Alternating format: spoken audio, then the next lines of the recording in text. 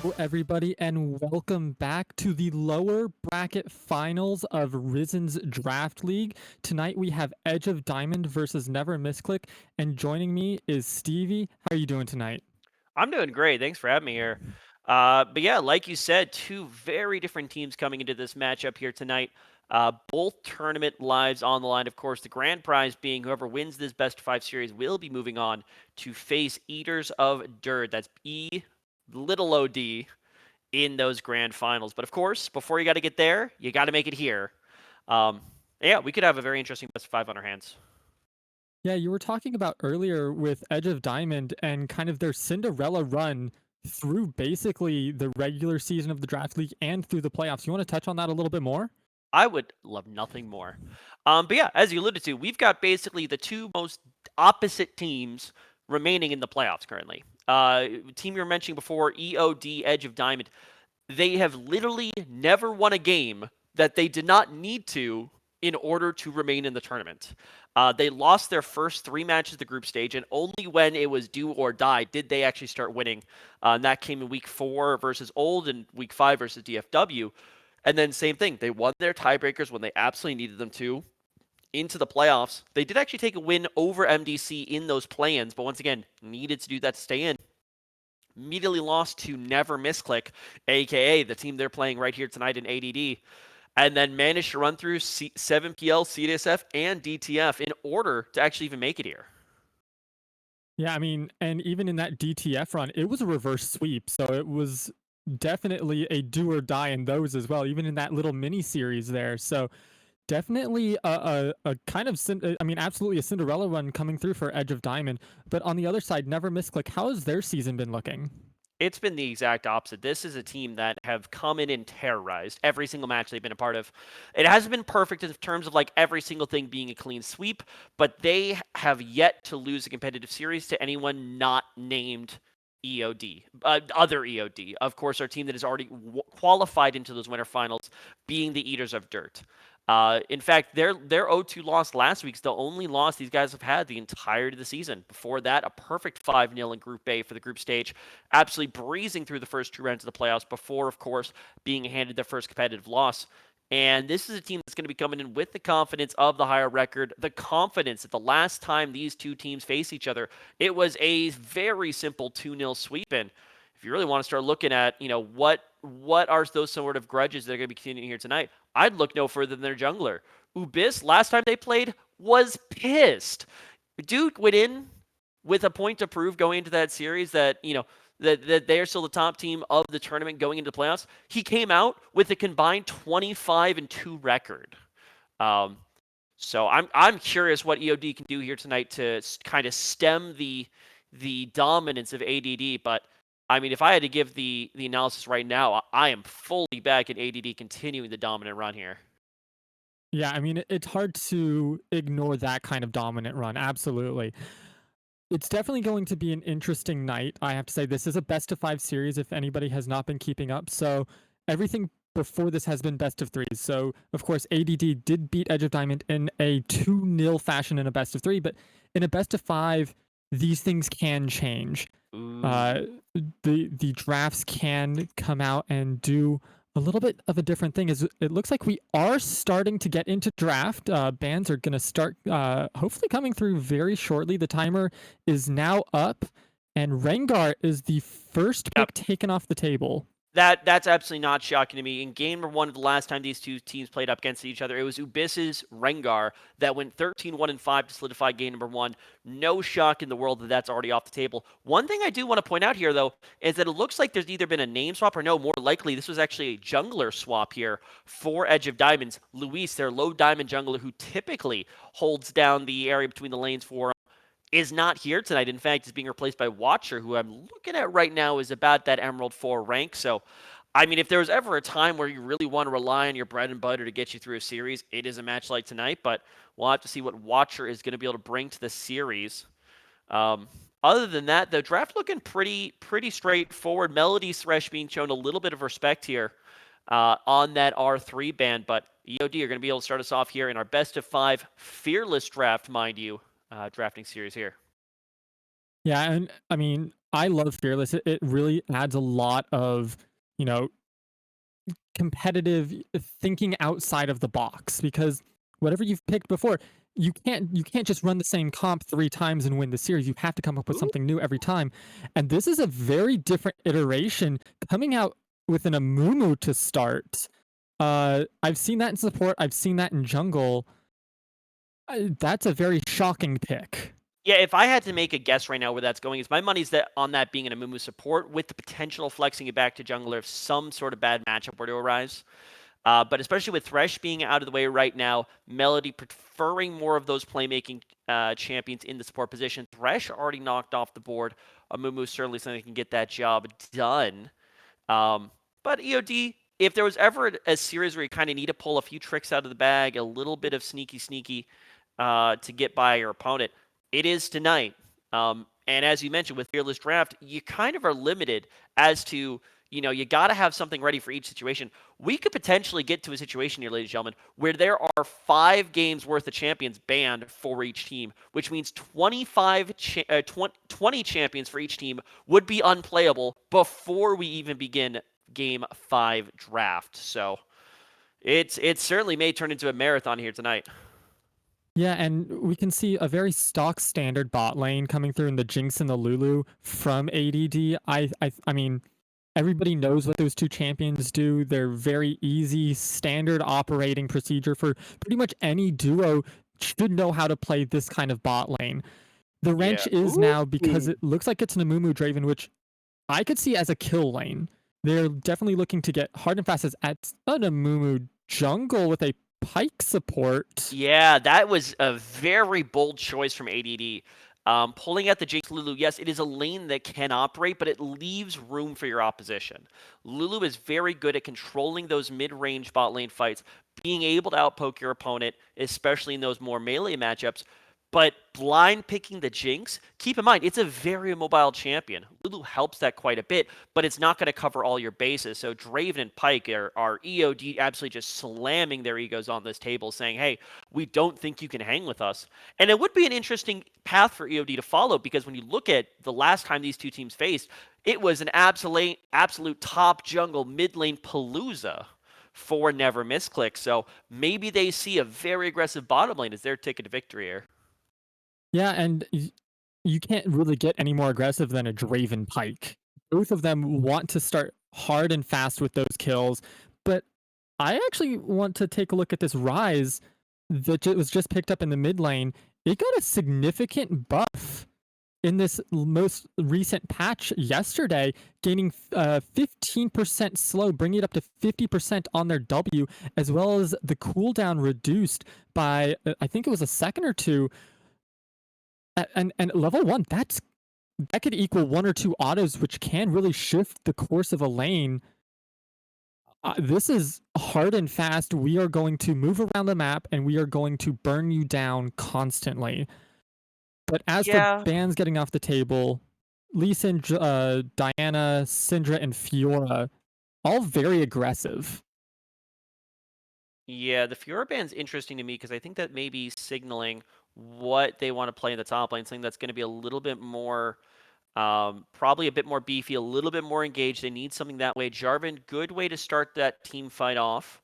They really don't have a lot of engagement threats right now. J4 does help you fill that void. Draven without a gap closer is unable to get out of the Cataclysm.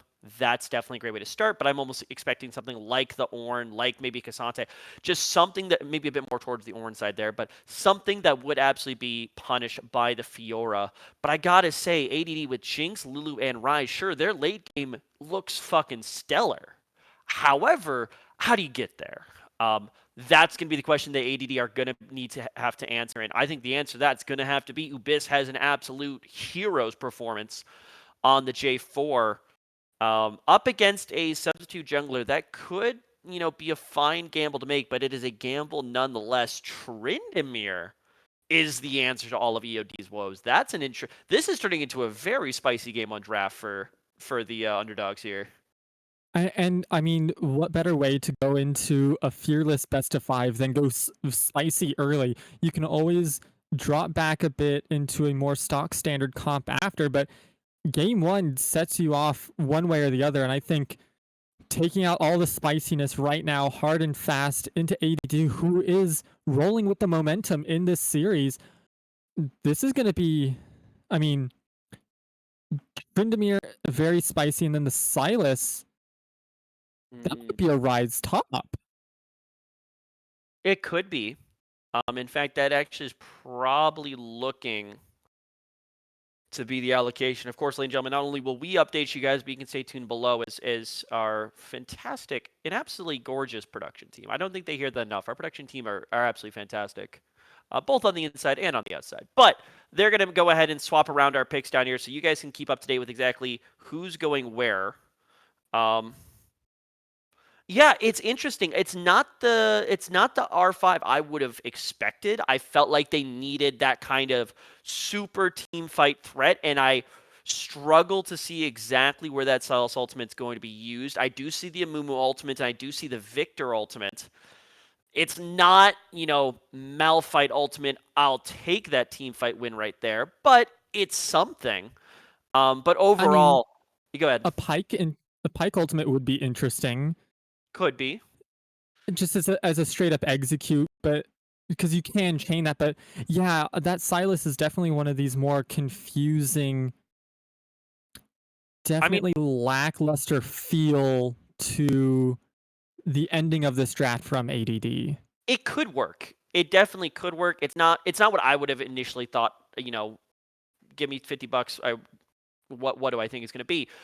I still do like the ADD comp a lot more. It is going to take some time to go on, and I'm very curious to see, for a team that is so used to playing from ahead and being so dominant, how are they going to manage an early game where, if they're not careful with how they roll up to these fights, this could easily start a snowball the other way when you roll up into a Draven, Pike, a Mumu, Tryndamere kind of game. But if they can weather that storm, I really struggle to see how EOD come back into this one.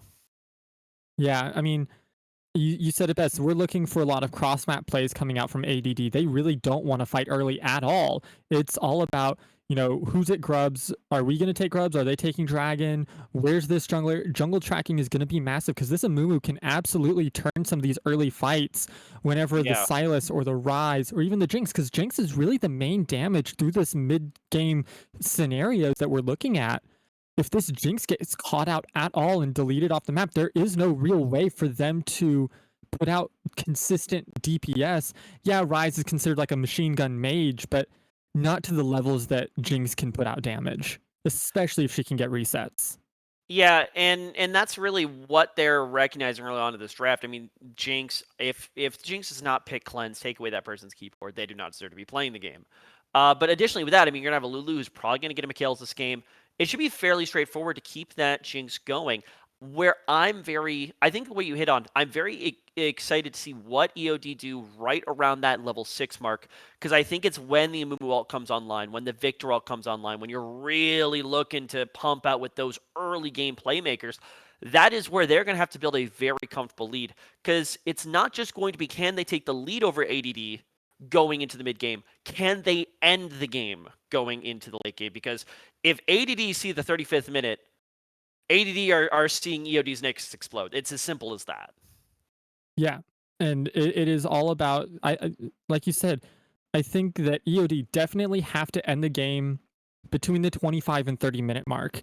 You Yeah. have a Draven and a Pike. It's all about this hard, fast early game.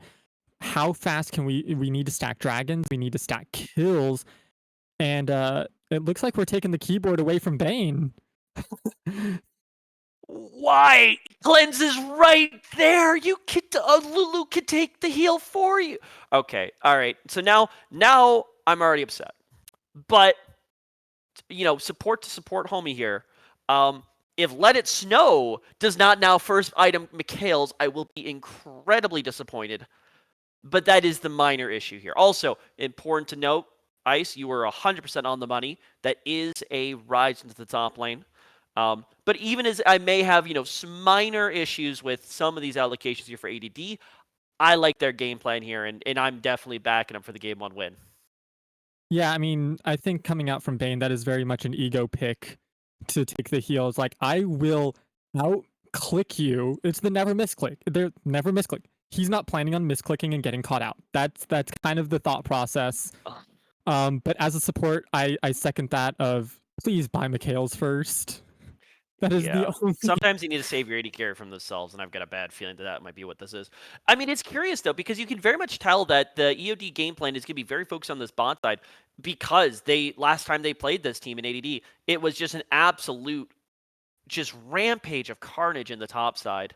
So I'm curious to see, can they calm down that top lane a little bit more? Give yourself Tryndamere where, Ruler can find a few more interesting angles up there that maybe you can't on other champions who aren't, so angry they don't die. Um, but we'll have to see. And Yeah. I don't know if there was I, ever like a game to throw an ego pick like this from EOD where you've got the Tryndamere, the Ike, and the Draven. I feel like it's really dangerous to do that in game one because now if it doesn't work, what else do you have left? But we'll have to see. yeah, absolutely. We have to let the players play it out on the Rift. We can debate these comps all we want here, but it's all in how they click their mouse and hit their buttons on the Rift. And with that, we're going to send it to a quick break as we wait out the rest of spectator delay, and we'll see you back in with the game.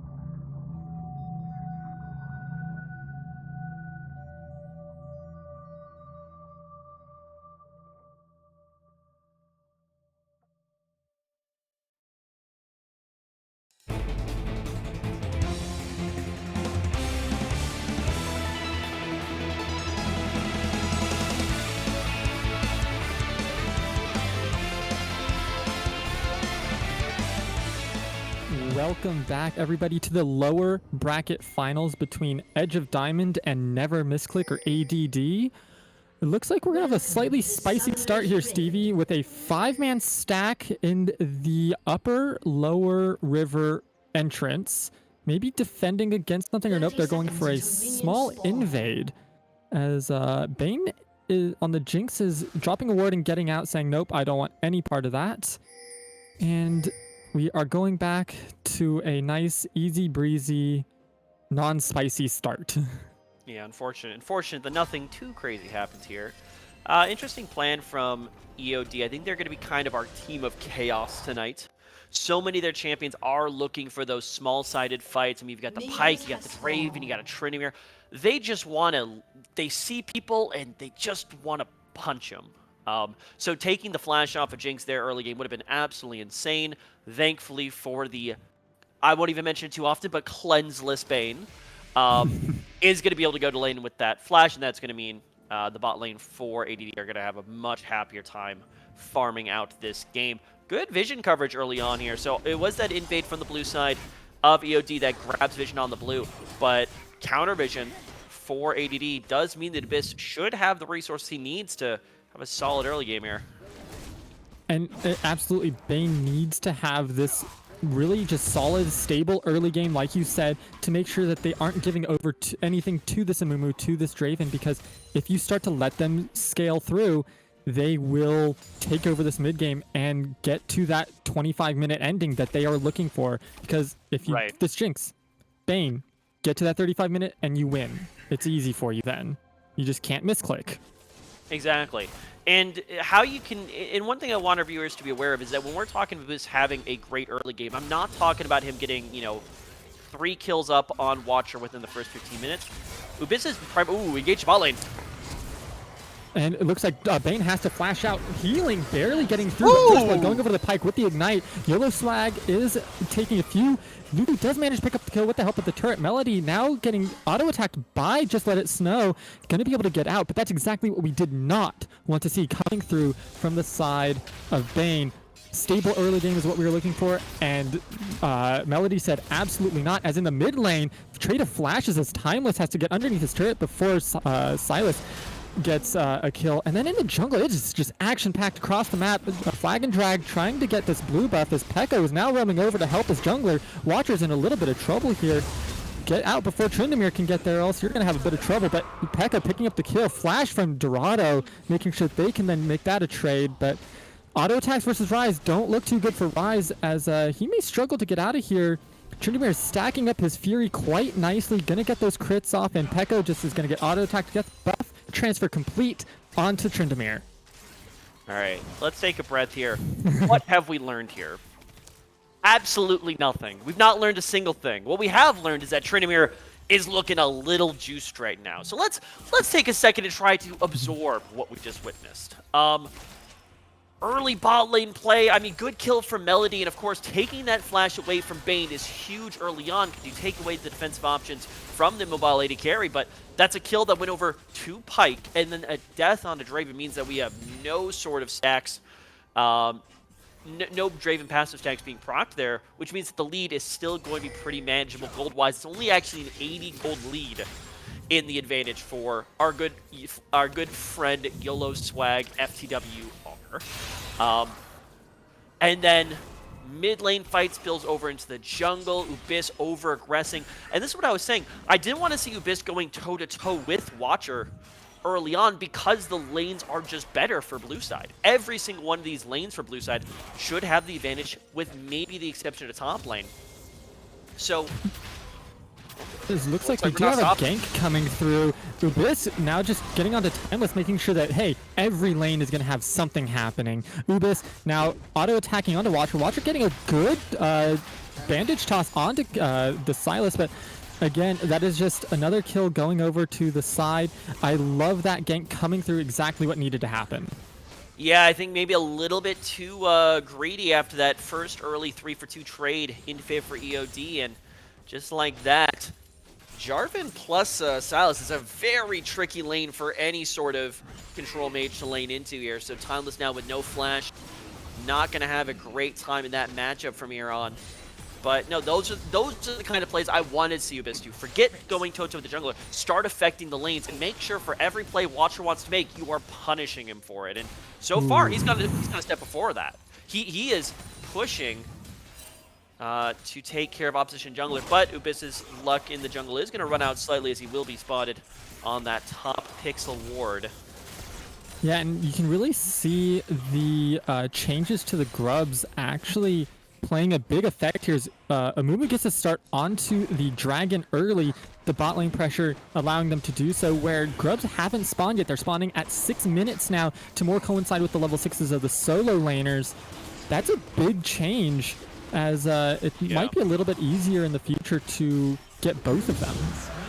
It could be, but I think that's going to be a trade that ADD are going to be very happy to take. Abyss is very happy to give away First Dragon to take grubs. So the idea, macro-wise, is that when you're ahead, you are trying to take something for nothing. When you're behind, you're trying to trade like for like. And as much as I am hesitant to say that ADD are behind here, as they're literally up 800 gold, their composition is still going to lag behind that of EOD currently. So any situation that Abyss is just presented to say, hey, I'm going to take this objective, you take that objective, they'll graciously take, because that's not any real advantage that EOD are building up. So, and it looks like overall, another hook is trade. landing by Melody onto now Lulu. Lulu having to flash out, making sure that they don't get caught out by the Draven, chunked to down to their 10% of their health bar. Bane, I mean, this is a rough lane. We say that ADD is ahead. Right now, it is not feeling like it. No, not in the bot lane. I mean, there's a difference between having the CS and gold advantage, but having the priority advantage. And even though it's been a little bit rough for some of the lanes here for the blue side, their lanes are still going to be way more impactful. And still, we're on watch here. 2 out of 5 members now with level 6. Another hook landing from Melody now onto the flashless Jinx. Bane is going to have to fight their way out, and it doesn't look like they're going to be able to. But Abyss is now showing up. Is going to be able to get the flag and drag. He's not level 6 yet, so he does not have his Cataclysm. So he is looking to walk forward. Another massive hook by Melody, wrapping that around. Bane having to just use a flash off of cooldown to avoid the... I mean, it just keeps going. Bane goes down to the hook of Melody, and now Melody flashing out there. Amumu showing up. Lulu is very low here. This is not looking good for anybody on the side of ADD here, as Amumu's just going to solo out Lulu on the other side, as Abyss has to just run for their life away from the duo of YOLO and Melody. Oh, what an overbite once more. This is a game of baseball. Welcome, ladies and gentlemen, to, the Braves versus the Dodgers here tonight. It's a throw one way and a throw the other. I was very happy to see the early game of speed of which. And here's another one. I mean, Watcher is invading onto Abyss, and with a good bandage toss, a flag and drag out, it looks like they might just burn to the red buff. Not quite. They are going to live on very little health. And a stolen Victor ultimate is pushing the actual Victor out of lane once again. I mean, fights and fights and fights. That's what this game is about. Yeah, and I'll be real honest with you. Fights and fights and fights very heavily favors EOD, and you saw it right there. I don't care how good your jungler is. You still have to respect what your opponents are able to do with their champions, what you're able to do with your champions. And right now, ADD are not where they need to be to take these big fights. I told you, level 6, watch for EOD to do something big. And not only did EOD do something big, ADD tried to make a play into AOD as 6 happened, and EOD said, thank you very much, we will take some kills. So, I mean, a bit of a blunder there from the side of ADD. It's not game-ending right now, but it is a troubling sign for this early game. One good thing for the side of ADD in all that, Draven didn't get a kill. He's still sitting at the 3 assists and the 1 death, so he's still stacking. He hasn't been able to cash in yet. That is one sigh of relief that they can have in that scenario, but for right now, it's all about you need to just slow this game down. You're the scaling team. Slow it down. You're playing into their hand. And Pekko, I mean, playing on a knife's edge up in the top lane. Yeah, and Pekko's been very comfortable up here, besides the 1 death in enemy jungle, which was somewhat predicated by Abyss moving in here. But look, here we could have another 2v2. Pekko's got no mana here. This could be a very poor fight. Yeah, another poor fight. Watcher's landing a bandage toss onto Pekko. Pekko having to flash over the wall, but Dorado is going to get there. A Pekko trying to ult out, getting everybody out to safely, as well as Pekko picking up the kill onto Watcher. So what looked to be good for the side of EOD actually turned massively into the favor of ADD. Yeah, I said that phrase that, this could be bad for EOD, and then I looked at mid lane. and really good movement for KT to be first one moving out of mid lane. If it's not for Sylas roaming up and joining that fight, that's a very poor fight selection coming from ADD's side. But they coordinate with the mid laner, and they play those power 3 members all together on the top side. That is the bread and butter of Never Miss Click. That is why that coming into last week, they were undefeated. Obviously, yeah, looking and to reclaim a little bit of that spunk here, but Melody just landing hook after hook when it matters most. Another one landing on the Bane. But like you said in the pregame to this during before draft, it was about the top side of the map, top, mid, and jungle, really running the games that they 2-0'd over EOD. And so far, if they can continue this, it's looking like it's in their favor. But for right now, they have to slow the game down and let themselves scale, as it looks like they are going to pick up all 6 grubs. Maybe transfer. Pekko does have full mana, and they do have a favorable way into Tryndamere, but they're going to decide against it. Tryndamere is going to back off, knowing how dangerous of a position he's in. yeah, I mean, he knows that if Ubis wants, he can stick around there. What is KT doing? Yeah, the KT getting really aggressive there by with the Sylas, but I mean, trading Pike ultimates actually nets them a kill onto the Pike for the Lulu, but another bandage shot coming through onto the Jinx, forcing the Lulu away, and then just going to be taking down the Jinx there. But KT going back in, picking up another kill. Now Ubis is here. Ubis, I don't think you want this fight, but maybe you do. Timeless throwing down his ultimate, and no, you don't. That's a bandage shot having now flash out. I mean, Ubis, I know that you're just trying to play cleanup there, but that's 2 health members, and you're a J4 that does not have any damage. Okay, I think I figured it out. I know what the strategy is here. This is a genius play coming out from Never Miss Click here. I'm going to need you to lean in ice. I think I got this. All right, hear me out. I think Never Miss Click have picked 5 scaling champions, knowing it's Fearless Draft, which means they can never pick them again, which means they're forced to play early game comps after this, because God, they are playing like this is an early game comp. It's good mechanical play, but they're just not respecting what their comp does at this moment. And here's Melody actually getting picked off, thinking that they got the pick onto Sylas, but no, sir, you are a Pike into a very damage-heavy Sylas right now, who is fed. And Watcher, you're out of position now too. Flag and drag over with a good Lulu Whimsy, and that's just a dead Mumu in just a few seconds once the Jinx can get in there. And YOLO, you are going to be forced out of your turret, and Sylas getting a beautiful E onto Timeless. Are they going to be able to actually get the kill? Doesn't look like they will, but that stolen Victor ultimate is going to be putting in a lot of work. Again, forcing this Victor to have to chug all of his potions and probably get pushed out of lane here. Yeah, I mean, Timeless does have the security of having the Flash Veil, but he needs to come back with high HP quickly. Remember, that is 6 grubs in the pockets of KT, who's continuing to push on this tower. With Ubis in his pocket, Let It Snow getting caught out by another hook from Melody. That's going to be a very dead Lulu going down to the kills. Both of them, even Jinx going down to the Pike ultimate, now giving gold over to the Draven as well. I mean, that was a very... Oh, that does count for Draven stacks. It does. It does. That's actually huge. Yeah, because I just see YOLO is back on 15 stacks, which means he did cash that in. Yeah. Yeah, I mean...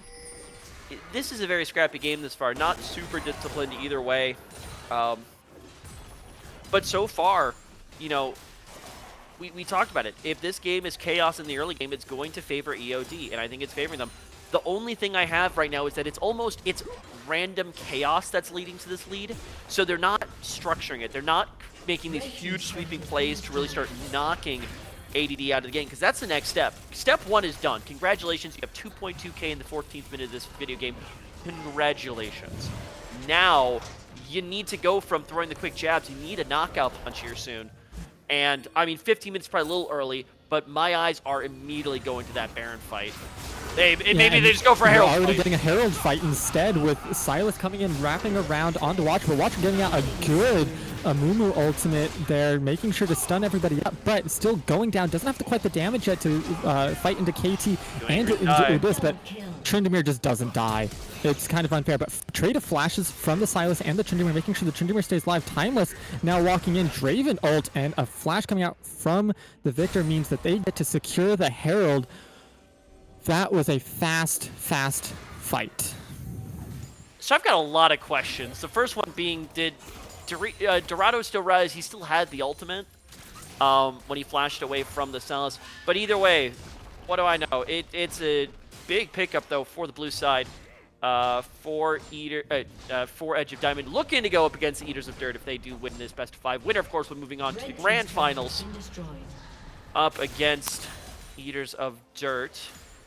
I mean, so far, this is a better showing from EOD than I expected coming into tonight already. So you can already count me pleasantly surprised. Definitely is, but they didn't actually take the Herald after that fight. Instead, they opted to go for the lanes instead. So Herald is still on the table and could actually go up for another fight here. As Watcher is going to encounter Just Let Us Know and Bane. I mean, we're still in a position where a fight is good for EOD. Yeah. If they can force a 3v3 or 4v4, the thing is, as long as they force even numbers, I think they win this. They put their worst member at this moment, Timeless, who's still recovering from the early laning phase, away. I think they enjoy this fight.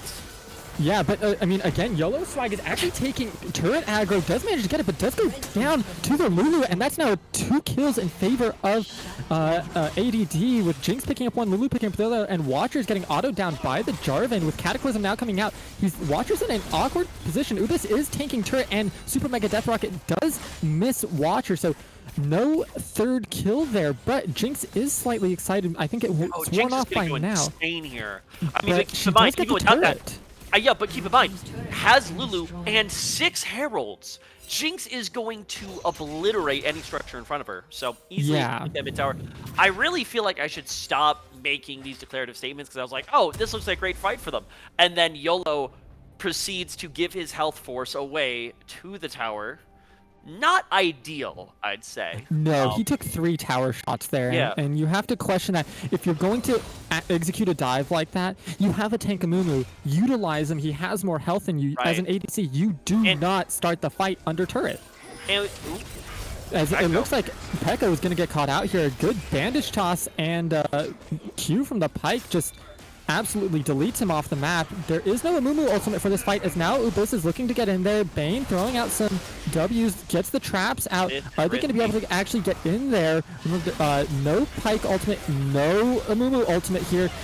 It is a Tryndamere. You don't really need to do much there, but they do manage to pick up the Jarvan as he flashed over the wall. Dorado does get taken down to the Jinx Rockets finally, but Draven picks up a kill and is now just going to run it down on Let It Snow, and that's going to be it. But he does actually get traded by the Lulu, putting out a lot more damage than I expected there. Yeah, I mean, that was good fight selection and good execution from the blue side of EOD there. It's like we just said, there's still the early game team fight comp. They force an early game team fight, and that time when they don't lose an AD carry under tower before the fight, they do fantastically. Bane is not on 3 items yet. If Jinx pre-3 items is not a real champion in the game League of Legends. You can do a little bit of damage, and not even on 2 items yet. You really need those item hit points to go chugging. Same thing with Pekko. He's still working on the Frozen Heart up there in the top side. He even got obliterated before the fight started. So I understand when your opponent is potentially going to pick up Soul Point in that 3rd dragon. You have this feel, you got this feeling deep inside that you can't give it away. We got to fight for it, man. But in that mission, the heart won. Another flag and drag onto Timeless here. A very good target selection by Ubis, but on the other side, Dorado is focusing down Bane, and Bane has to flash away as Ubis is cataclysming onto Timeless, trying to buy time for the Silas to get in, and Timeless is just gone. Hasn't really put out much damage, but KT struggling a little bit, does manage to pick up the Tryndamere ultimate, so he's going to stay alive just a little bit longer, but Bandage Toss coming through, making sure that he gets stunned up, can't do anything else in that fight.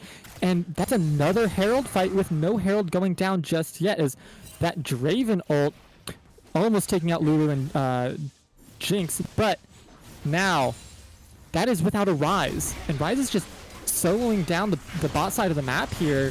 I worry for when it's an actual 5v5 for the side of EOD with how close these are getting.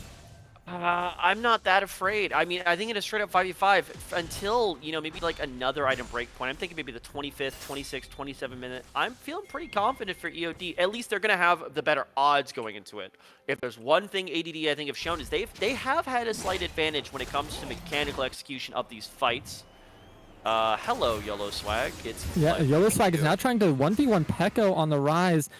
And auto attack versus Ryze doesn't always work, but it is a squishier Draven than maybe a Tryndamere. It would kind of an even trade there. Yeah. I mean, oh, and there you go. Herald taken finally. Herald Yeah, placed finally. Herald taken and placed into the top side of the map. Doesn't quite get anything except a little bit of turret damage. Kind of disappointing and lackluster there. I was hoping for more out of it when they finally did get it. Yeah. No, I 100% parrot you there. Either way, though, this is the grand prize. We were alluding to it the entire game, ladies and gentlemen. Now we have it. Let It Snow getting caught out here by Melody. Yellow Swag is putting in a lot of damage, having to actually get a lot of Lulu help there onto themselves. So that leaves Jinx just out on their lonesome. Bane coming in, or not Bane, I'm sorry. Watcher just absolutely deleting the rest of the squad there, using putting it out utility for Draven. I mean, that's the fight that you want as EOD. Yeah, because that's now Baron. I mean, this is what we said about the early game. The problem is, if ADD had spent the first 20 minutes of the game respecting the fact that EOD may have the advantage in some of these fights, but still KT, this is not allowed. What are you doing? KT's looking for broke. Yeah, that's a desperation walk-up right there if I've ever seen one. Yeah, now, I mean, with Timeless still pushing down that bot side, I mean, that's not even the end of the suffering here. We've got Dragon Soul coming up a minute 30, and the fight in this next fight's not looking any easier than the last one. No. We will at least get a 5v5, but whenever I said that, hey, I'm scared when the Rise gets in there, I'm not so scared anymore. I think that EOD has the tools. This Tryndamere's 5-1-5, has the Navori Quick Blades, has the Kraken Slayer, can really dish out, and there's nothing to stop him on the other side of the map except for the Lulu polymorph that really isn't going to do all that much. No, it really isn't. I mean, maybe if we hit another few... Again, there is a scenario where if some major team fight goes the way of ADD, it's not likely, but again, they have the mechanical prowess to do it if the option is presented to them. Here we go once again. Melody getting an excellent hook off, and the stun on the Flag and Drag, huge, but it actually is both of the bot laners of EOD going down. Pekko actually realm warping in to catch out Timeless here. Timeless trying, it looked like, yeah, he flashed away just right into Silas and goes down. That's exactly what you want to see. But on the other side of the map, Dorado just doing Tryndamere things. What else can we say? As Watcher catching out Let It Snow. I think they're just going to let It Snow die.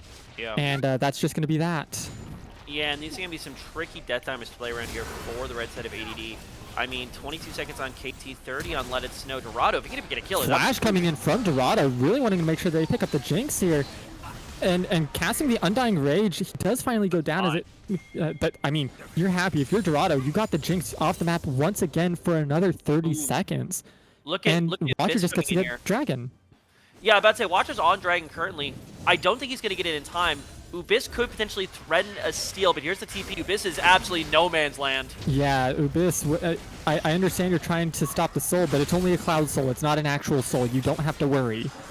I would heavily disagree. The cloud soul here, I think, slaps for the blue side.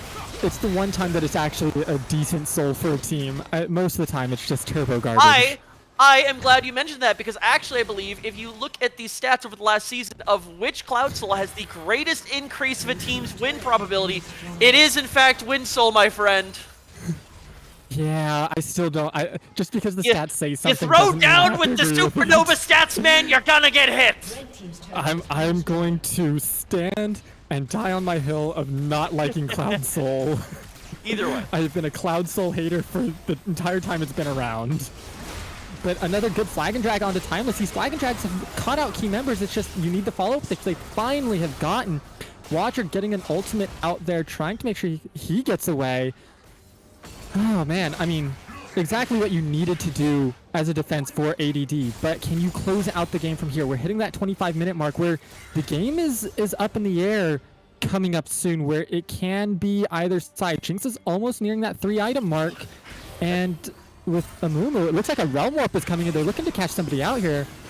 And Pyke coming in huge with the stun. Pekko having to Zhonya's the rest of it, but both of those, Super Mega Death Rock just goes wide as they both die in time. But Bane having to flash away from the Tryndamere, easy for Dorado, trying to get in there on top of him. And this is exactly what you want to see from ADT, as Dorado does manage to finally take down the Jinx, but almost takes down Ubis, and what can we say? That is exactly the fight that you wanted if you're the side of ADD. Just keeping it going, and Watcher, yeah, you want that bandage toss, but that is not the bandage toss you're looking for. Pekka is right there, and on the other side, what is it? Victor just is absolutely demolished, and whenever we were thinking that it was going to be a win for the side of EOD, ADD says, hold on just a second, we are still in this game. Yeah, that is just such a silly decision there from the side of EOD. They still had, like, Timeless was still dead when that fight started. If they just wait for Timeless to come up, come together as 5, and then make that push out, they can look to end the game, but that kill by... Pekka actually gets caught out there by Pyke. It's kind of unfortunate. Cheeky little back spot. Silly gameplay going back and forth here. Yeah. But, you know, either way, I think that's... We keep hitting these roadblocks where there's a chance for EOD to end this game, and they just give a little bit too much back. I still think it's heavily in favor from EOD, but we're probably at the point where one more major blunder from EOD could give ADD the advantage here. I feel like we got to be rolling up on the end. It's either going to be a teamfight win right here for EOD or a teamfight win for ADD, and the game's going to end off of it. Yeah, and so far, Dorado's getting into the back line, getting onto Bane already. Whimsy having to come out, trying to keep everybody alive, but that's just a dead Silas. He hasn't put out any damage, and that's just now... Lulu's just gone. Bane has to run away from the Tryndamere, and that's just not looking good for them at all. Now, on the other side of the fight, Ubis is running away, but he's just going to die on the backside too. Eventually, maybe, yeah, he goes down using his Cataclysm, trying to lock everybody up, as Rise is trying to dish out what damage he can, but it is not looking good. Pekka 1v4 has to actually survive and clear waves, and it doesn't look like he's going to. Almost takes on Yellow Swag, though, but flashing away from the ultimate. And it's just not looking good. I think this is going to be an EOD win here. Rise just trying to protect his KDA maybe just a little bit, as there's a wave in the baser. You need to get the wave if you want to survive in this game any longer, but it doesn't look like it's going to be. He's just going to be protecting his KDA, and that is going to be a win in favor. Oh, hold on, maybe. Yep, that's a favor in the win of EOD over ADD in game 1. Yeah, I don't think anyone really had that on the cards coming into tonight. Victory for EOD. I don't know if I'd throw the word decisive out there, but I think definitely League of Legends is often a game where it's a team that makes the fewest mistakes is the team that walks away with the win. I think never misclick. They came in forgetting that every game of League of Legends starts at 0-0 in the gold column, or in the kill column at least. They started playing around that mid game like they had the advantage. They disrespected what their comp did versus what their opponent's comp did, and Edge of Diamond did enough to put this game away, but oh, we are just getting started here tonight, ladies and gentlemen. Definitely just getting started, and what a game 1 that was. Definitely spicy drafts coming through from the side of EOD, and the spiciness worked out for them. So let's see what they decide to bring in game 2 on the other side of this break. We'll be right back with the draft of game 2 very shortly.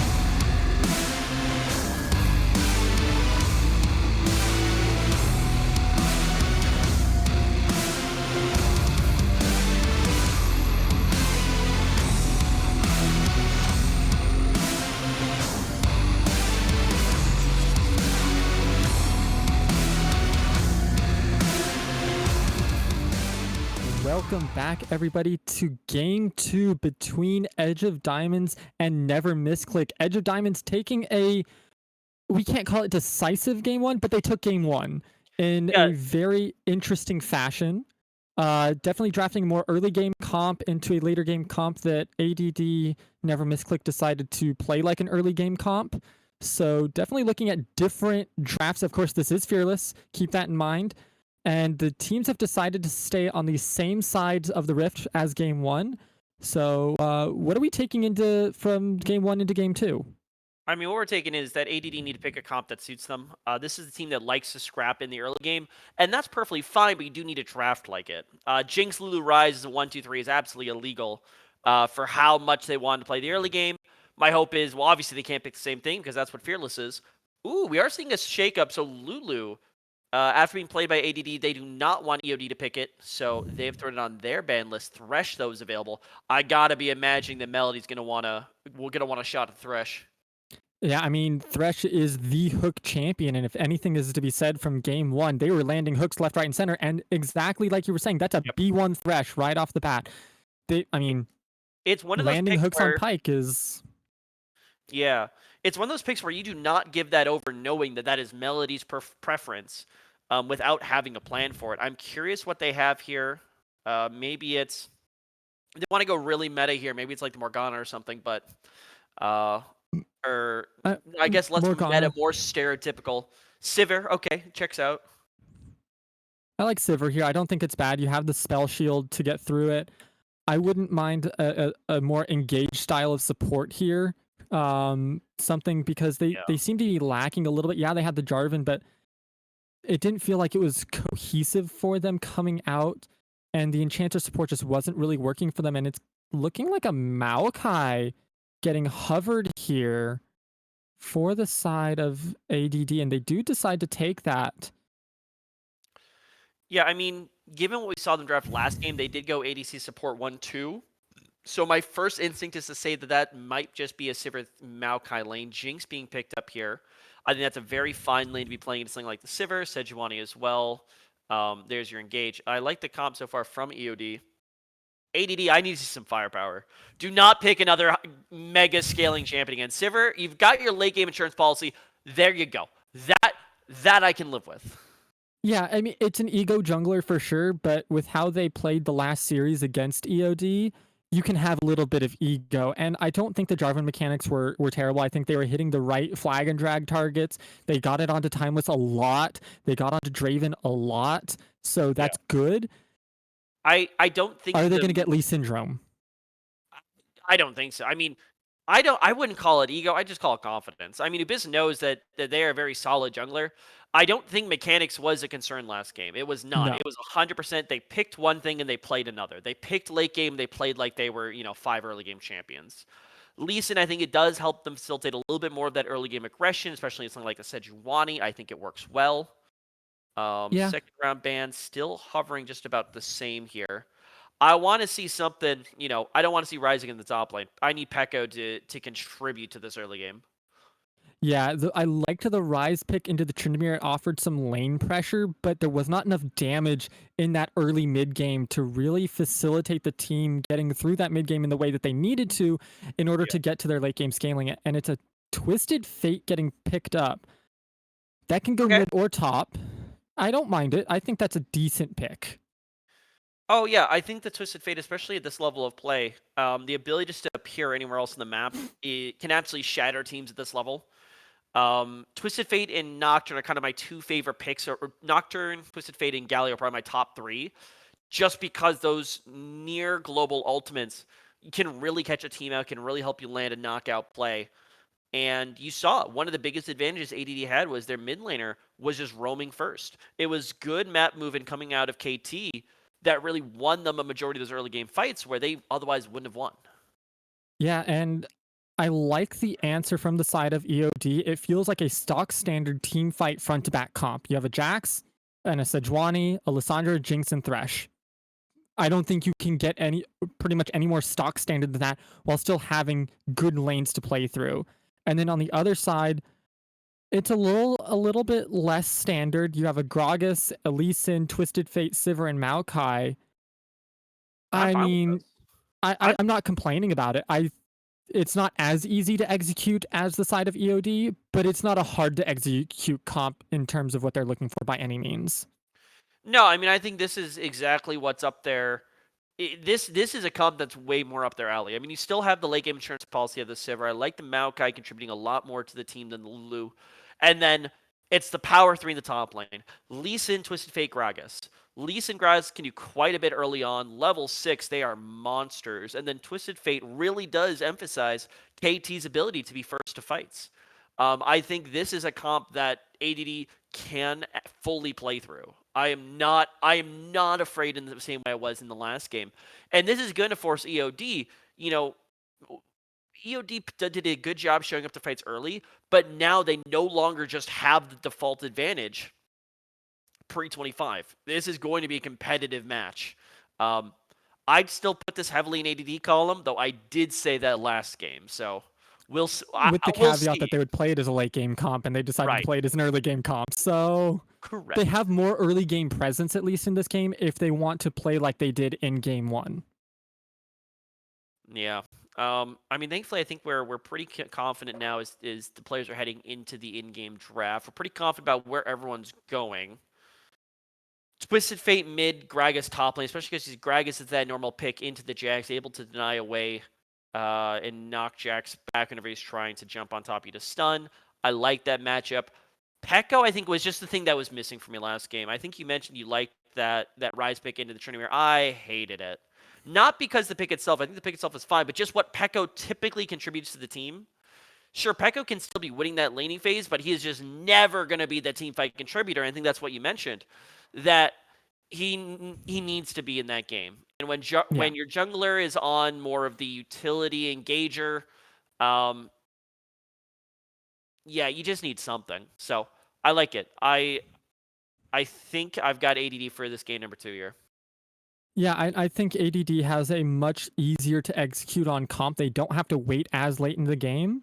They played an early game style in game one with a late game comp, and it was doing halfway decent, right? They were halfway winning a lot of these skirmishes. They'd win and then they'd throw it elsewhere on the map. So it's not bad to see a better comp to facilitate their early game and their play style there. Mm, On the other side, though, Watcher, they had some really good plays there. And on this Sejuani, it's going to rely on them to see where they can land these ultimates. If they can land them onto the key targets, stop a lot of this damage coming through, maybe get onto KT when they're yeah. coming in, that can really change a lot of these fights here. And then it's on Timeless. Timeless did not really have that great of a game in game one. No, They really felt like outclassed by KT with the map movements and then getting pushed out of lane a lot. With yeah, this I mean Lissandra, we have to see more. KT just showed up to that game a lot earlier on. Also helped that some of the shenanigans in the jungle did end up putting Timeless behind in the mid lane. But you're right. I think Timeless definitely KT definitely won that early game out of the mid lane. Curious to see what they see here. Twisted Fate doesn't have the same level of oppression that Silas does. Because the thing is, when Silas burns your flash and has an advantage on you, I mean, he can just threaten the all in at any point in time. With Lissandra, you've got the defensive options with your E, and then Twisted Fate.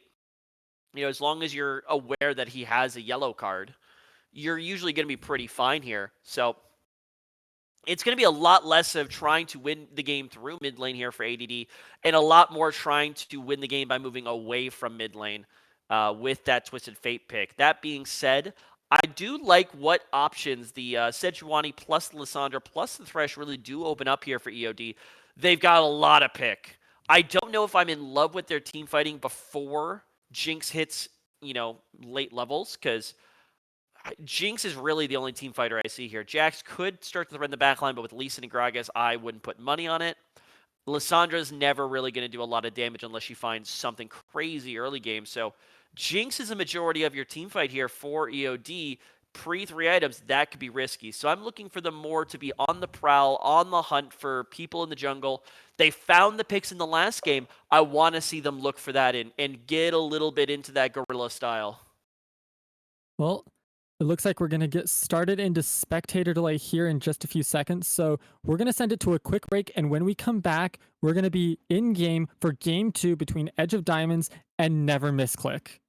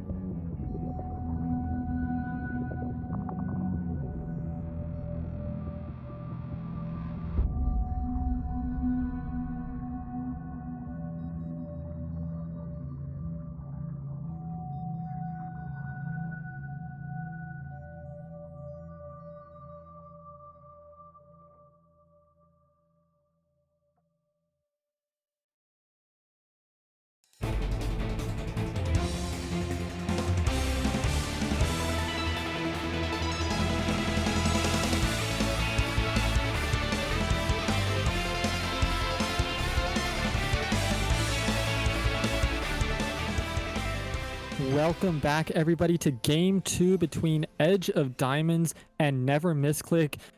This is not a repeat of game 1. We do have different champions. They've just stuck to the same side of the rift, but it looks like we're going to have the same strat as game 1, Stevie, with a 5-man stack trying to get into the blue quadrant, but a good Sivir toss of the pizza there covers all 5 members, and they just get some wards in and back out once again. Yeah, aggressive invade once more. I mean, literally the exact same thing we saw in game 1. Though this time, I will point out, there was no countervision placed on the map for ADD. EOD were able to put that ward onto Abyss's blue buff. It is seen, so you do see that little notification icon on top of it, but no counter intel picked up. Slight advantage for EOD in that one, though I will say, still probably going to get some insanity real quick here, so I wouldn't hold my breath on this turning into a game of chess in the jungle. And Let It Snow did pick up the Scryer's Bloom there, so they do manage to get the ward out. So there's going to be no tracking of the junglers by either team this early game. Yeah, speaking of which, too, Abyss starting on the Raptors. Fake leash in the bot side for both Bane and Let It Snow. So yeah, it looks like they're going to get away from this one very sneakily indeed. Curious to see if Abyss goes for that. Yeah, no, looks like going to cover the bot side, so just make sure there's no invasion here. Don't think we're going to be seeing too much action from the junglers early on. No, we really shouldn't be seeing any action from the junglers, but Melody already off to a good start, landing their first hook of the game. You always love to see it. I mean, Bane, of course, doesn't have that spell shield quite yet. I mean, it's her dominance, that's great. Level 1 pressure doesn't really do a lot. No, it's a dominance. Again, it's a mental thing. Right. Melody has asserted dominance over this bottom lane currently. Not only that, and there's the number 2. Yeah, I mean, that would meant a little bit more. Assert the doms, and they secure the wave advantage, therefore able to push Let It Snow and Bane off the wave pretty early on. This is they got a very different lane than we saw in game 1. Yeah, they got the wave crash into tower, and then because of the pressure they exerted, Bane actually missed most of the minions under tower, which is quite massive. Yeah, doing what they can to poke back now. You see that YOLO's forced to pop the potion just with the raw damage coming off Sivir Q. Melody going fishing a bit here, I'd say. Abyss is ending this clear a little bit interestingly on the bottom side. So not entirely sure whether... I think YOLO and Melody know something's wrong here. They know that something's amiss. Yeah, with Maokai, I mean, they obviously saw Maokai step into that brush. It seems a little odd that to then walk up into it, and you can see they're just backing off. Yeah. Lee Sin is just going for the Scuttle Crab, and they're going to let the wave bounce to them. Yeah, and especially with how Let It Snow and Bane were playing the entire that lane, they were scared. Melody had asserted dominance, and they were giving due respect. So the second that they just start walking at you, you kind of get an inkling, a suspicion, if you will, that something is up. Speaking of which... Good gold card there by KT, trying to force Timeless out as there's the Lee Syndrome coming in, taking that Q under tower, then getting stunned up. This is not looking good for Abyss right now, who does not have any way to get out, and that's going to be an opportunity for Watcher to get on top and take first blood in favor of EOD to start the game. What a way to start the game here for them, looking good on both the bot and mid. Yeah, that was just such a silly play. You already had asserted dominance in the mid lane. You already had secured priority for KT Knowledge, but just like you said, the Lee Syndrome comes in a little bit. And also note that Abyss was only level 3 on that play because of the route they took in the jungle. And here's another gank coming through, a good Q into hook for the onto the Maokai for Thresh and the Sejuani, and that's going to result in a kill for the Jinx. Getting her on the board early is exactly what they're looking to do to maybe accelerate that timer just a little bit to get them going.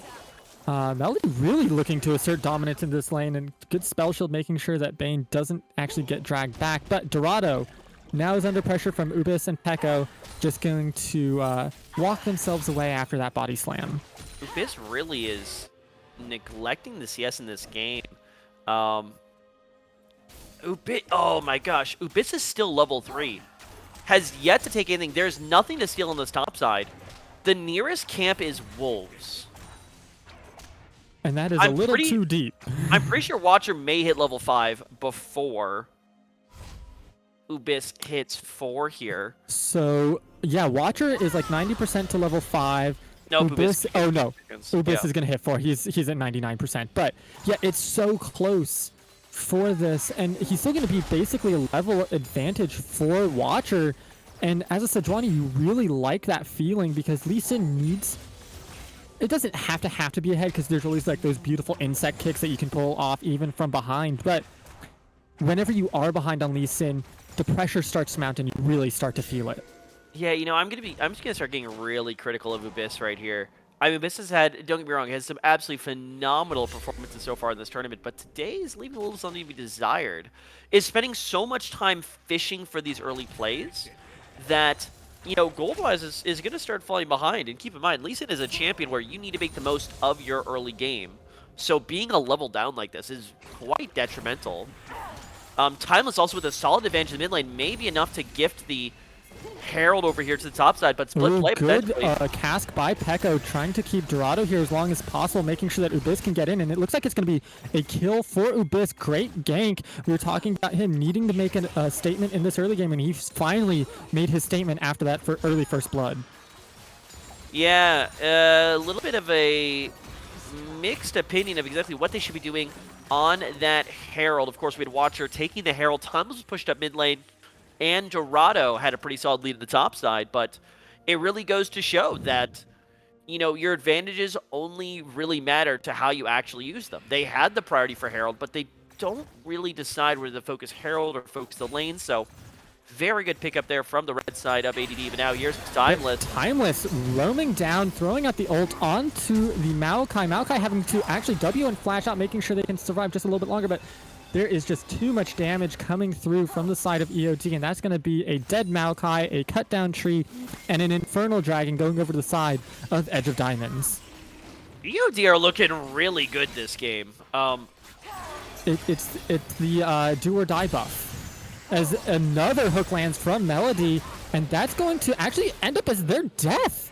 Ubis coming in, swinging, or kicking, I should say, on Lee Sin, making sure they can make a play. And again, Maokai is back. Super Mega Death Rocket does come through, though, does pick up KT, as Just Let Us Know does swing in. But Ubis does go down, and Jinx is coming through, and a good flash body slam from the side of Peko does manage to pick up the Jinx. Now Timeless is low health, low mana, can't really make anything happen, but Peko body slamming into the minion wave, throwing out the barrel, and absolutely taking down the Ice Queen, picking themselves up another kill. Now 2-0-1 does have that catalyst, so they're feeling really good right now. Yeah, I mean, that was definitely an investment to use that teleport into the mid lane. Good, actually, lane swap here is able to send KT towards the top side, who can survive in that lane for a bit. So really good maximization on the investment there, but the investment paid off. I mean, 2 kills this early on in the game for the Gragas is really going to help out that lane. And again, another early game play for ADD where they try to cement the lead, goes a little bit to the wayside. They have some members with some gold, especially looking at YOLO. I mean, 3.8k in this early game, 1.3k advantage on the Sivir. Ooh, but we were saying that Jinx Dorado. is... Yeah.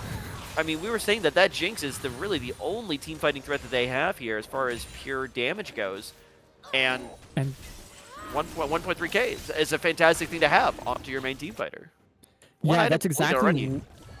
It's the start that ADD needed for their game, as Timeless is just coming in, using their ultimate, and not quite taking down TF, managed to get on the bot side of the map. YOLO Swag going down to the Lee Sin, or actually the Sivir now finally, with this word hopping over the wall, trying to catch out Melody, forcing them out, as the Sejuani ultimate just barely goes wide, and that's a double for the side of ADD. 1 to Lee Sin, 1 to Sivir, and securing their lead over this bot side. We said that this Jinx had 1.3k gold lead, but if you aren't alive to use it, there's no gold lead there.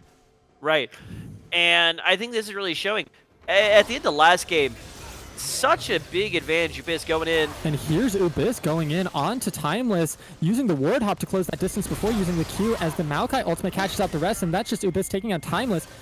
Great usage so far. Super Mega Death Rocket does come through. Tickle Let It Snow, and making sure that they can just walk out. Jax does not want to be anywhere near that fight any longer. No, I mean, we saw this a little bit in game number 1. Despite the massive lead that EOD were able to build up towards the end of that game, there still were those little mistakes. There's, you know, the little rough around the edges portions of their game that, I mean, right now we're seeing as been what has been rapidly swinging this game in their favor and then back away. This game, I mean, how they played, if they just don't give away some of the stuff they had on the last 2 Dragon fights, they have a solid 3K lead right now and are dominant in this matchup, but they've just been giving that little bit of room for ADD to come back into this.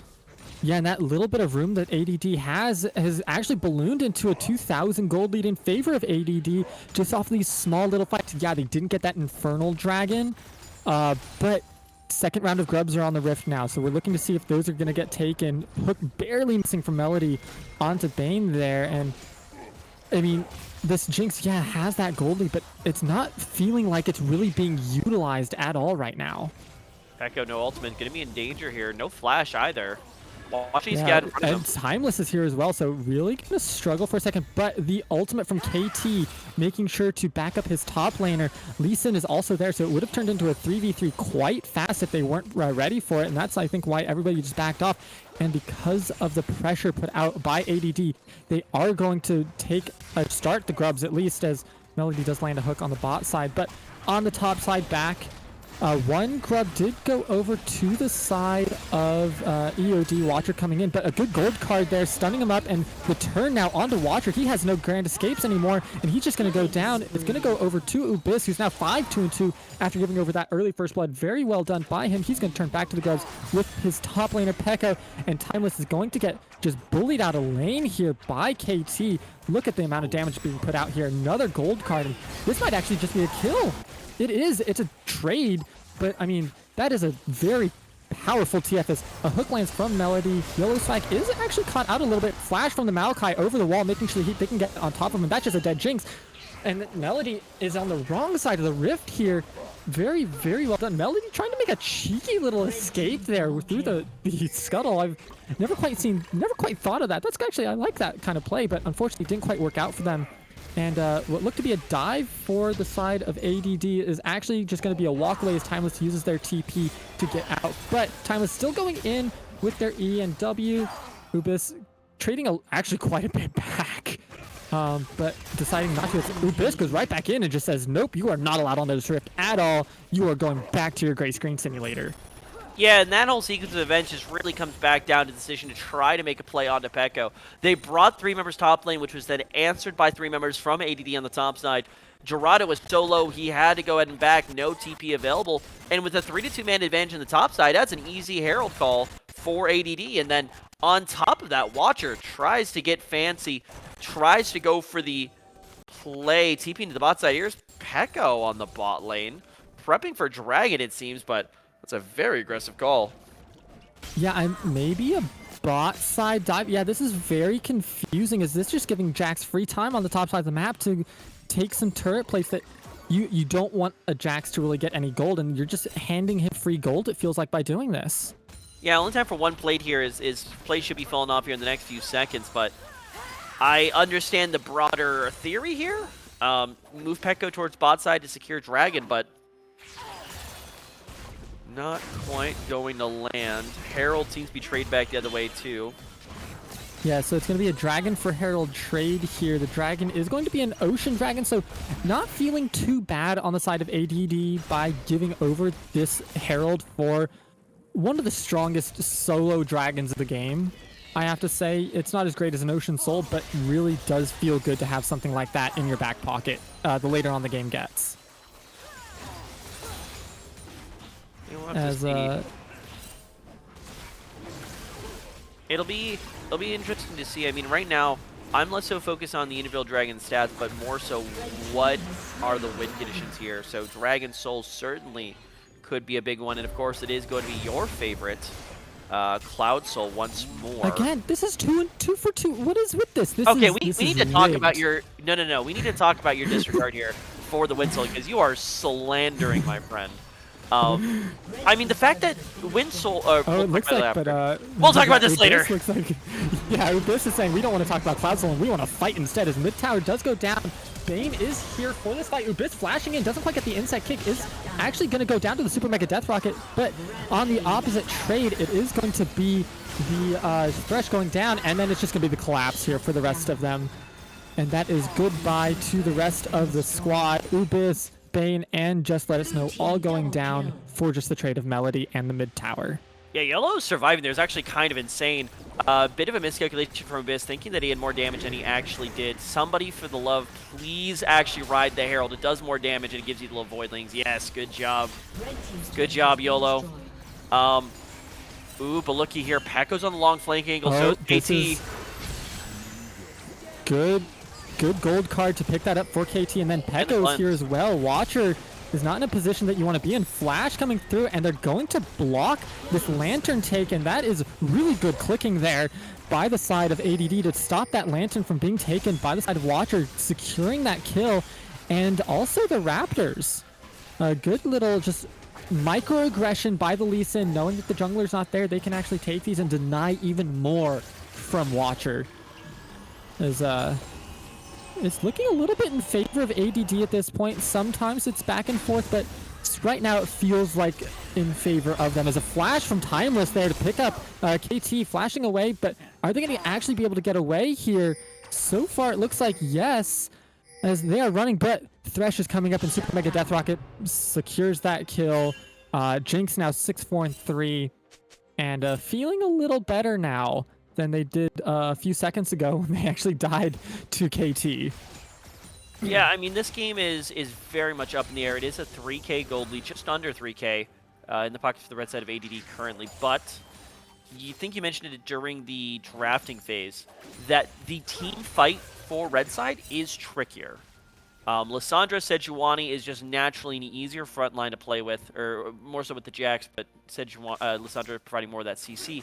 And then a Jinx as your main damage threat. There's not really a hard lockdown champion besides the Maokai on the other side. So, you know, I like...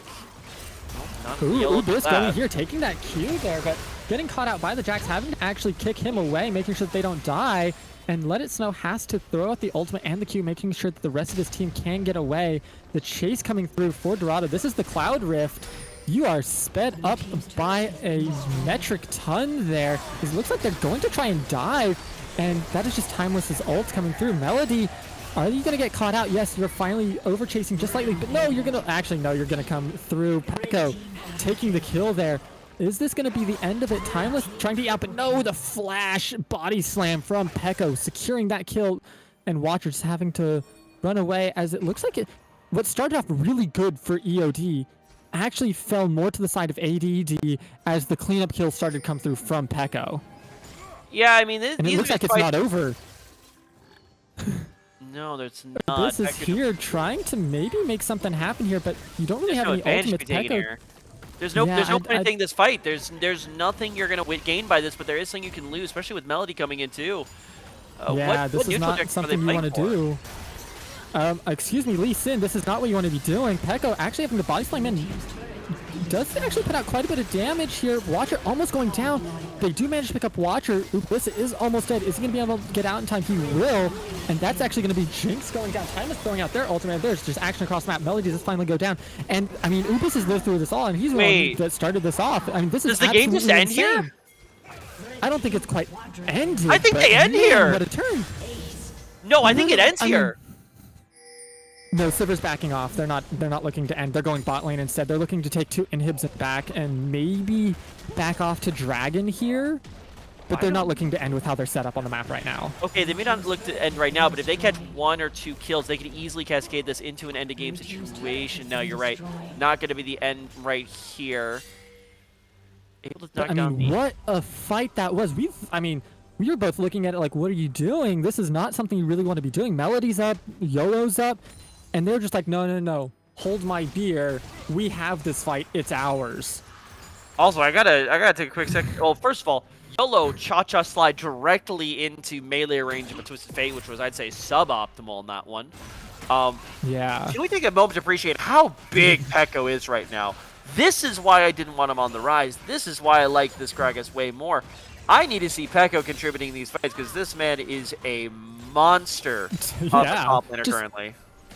I mean, he's been doing it quite, like, he's had some big plays, but it's felt very quiet in a lot of the other plays that has really ballooned his lead to 10-0-4. I didn't even realize what his scoreline was, as he's now getting hooked by Melody here, but just body slamming the both of them and casking Melody into the wall. She's kind of caught out here. Timeless stepping up, trying to make something happen. KT taking a little low, but Pekko's just loving this, and that's going to be 2 kills in favor of ADD, and YOLO Swag is going to get actually Destiny gated here. Gold card getting onto him, and another beautiful body slam by Pekko here. KT is still alive. How is KT still alive after that beautiful kick away by Upus? And that is just, it's all falling apart for EOD in this fight. What looks so maybe halfway good for them actually is now just the game turning in, and now it's just game over. I mean, what a way to end the game. We were looking for domination, and I wouldn't say this is a clean victory at all. 13-29 is the scoreline, but it felt a lot better for ADD in this game. Pekko, absolutely beautiful masterclass on this Gragas. 13-0-6. Is it going to go anymore? No, he's just going to cast everybody away and end the game. And, I mean, what a beautiful way for this game to end here off of the back of Pekko. It really was that double body slam to start off, pushing Melody into the wall. Watcher getting kind of pushed away a little bit, especially with that cask as the follow-up. And then just beautiful catching out Jinx constantly. I mean, I'm almost at a loss for how many plays Pekko's made that they weren't huge flashy plays, but they were the solid plays that you need from a consistent top laner to win games. And with a 13-0-6 scoreline, it's hard to argue that he really just didn't carry this game at all. I mean, I think the biggest thing that we saw there from ADD is that they are a collection of players who are more confident than you are.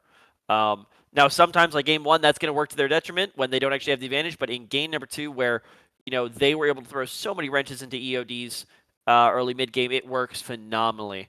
I do worry EOD have really faltered whenever it's been them who need to push the game forward. Every time, like, they have been given a lead, they have made some mistakes. We are in a best of 5. There's clearly plenty of time left here tonight, but that's certainly a continuing threat I'm going to be keeping my eyes on, because as much of an interesting, wild ride that game number 1 was, based off that second game, Never Miss Click looked like a much more complete team coming out of this one. Still some shining points for EOD, but it's going to take a lot more than that than to take a series off of Never Miss Click right here. Definitely will. I mean, that bot lane did look good to start out the game. It just didn't quite manifest itself in the mid to late game. And we really just have to keep an eye on Pekko in this game 3. How are you shutting this man down? You cannot let this happen once again. I think that's really the area to watch coming into game 3 is how are you shutting down Pekko? You can't let him roam around the map the way he did and make the plays he made. Someone has to mark this man in these team fights. It's unreal. Agreed. It'll be curious to see, but of course, plenty of time to figure out those answers here tonight. Yeah, absolutely. We're going to send it to a quick break as we prep for Game 3 draft. We'll be right back whenever all the teams are ready to go.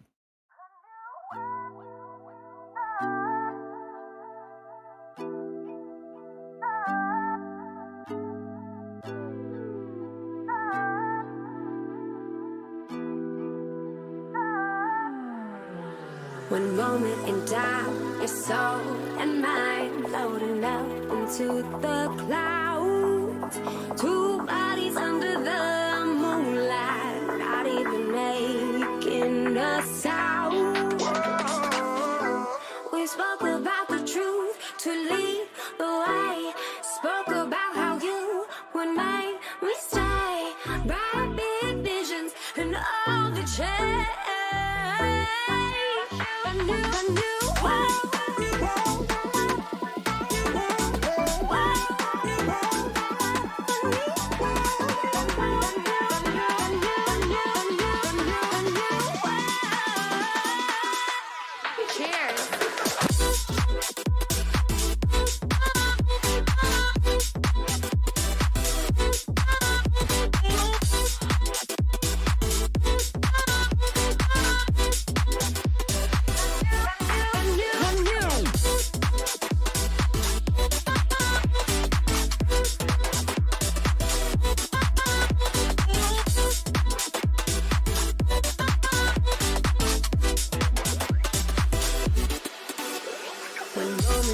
moonlight. Your soul and mind floating up into the clouds. Two bodies under the moonlight, not even making a sound. We spoke about the truth to lead away. Spoke about how you would make me stay. Right visions and all the change. Welcome back, everybody, to Game 3 between Edge of Diamonds and Never Misclick, or ADD, if you want to hear us call. We call that out a lot, so don't get confused. ADD and Never Misclick are the same. And because this is a fearless draft, you can see every champion on the screen that cannot be played by either team or by each respective team there. And this game is a little bit different. They decided to swap sides here. So what are we looking for now that ADD is on blue side and has first pick? Yeah, I'm curious to see what they think priority is. Obviously, 10 champions already moved off the board from them. As we go into picks and bans, draft-wise, could see some swapping up here of the ban order, but realistically, nothing crazy has changed. I'm curious to see how that Lulu's probably going to stay on there from ADD. They can't play it. I don't think they want their opposition to be able to play it, so expect that to still be a thing. Thresh is already banned because of the fact it was just picked last game from Melody. I know. This is purely where ADD get to set the tempo here. EOD, as the loser of the last games, they were the one who selected this red side. So it looks like both teams, when they get the opportunity to, they are preferencing on the red side of the map here. Yeah, and it looks like they're actually swapping out the Lulu ban for a Kog'Maw ban coming into Game 3 with a Tristana first pick. So that's a definite interesting one. Can swap between mid and bot, both very good in those roles, depending on how you want to play it.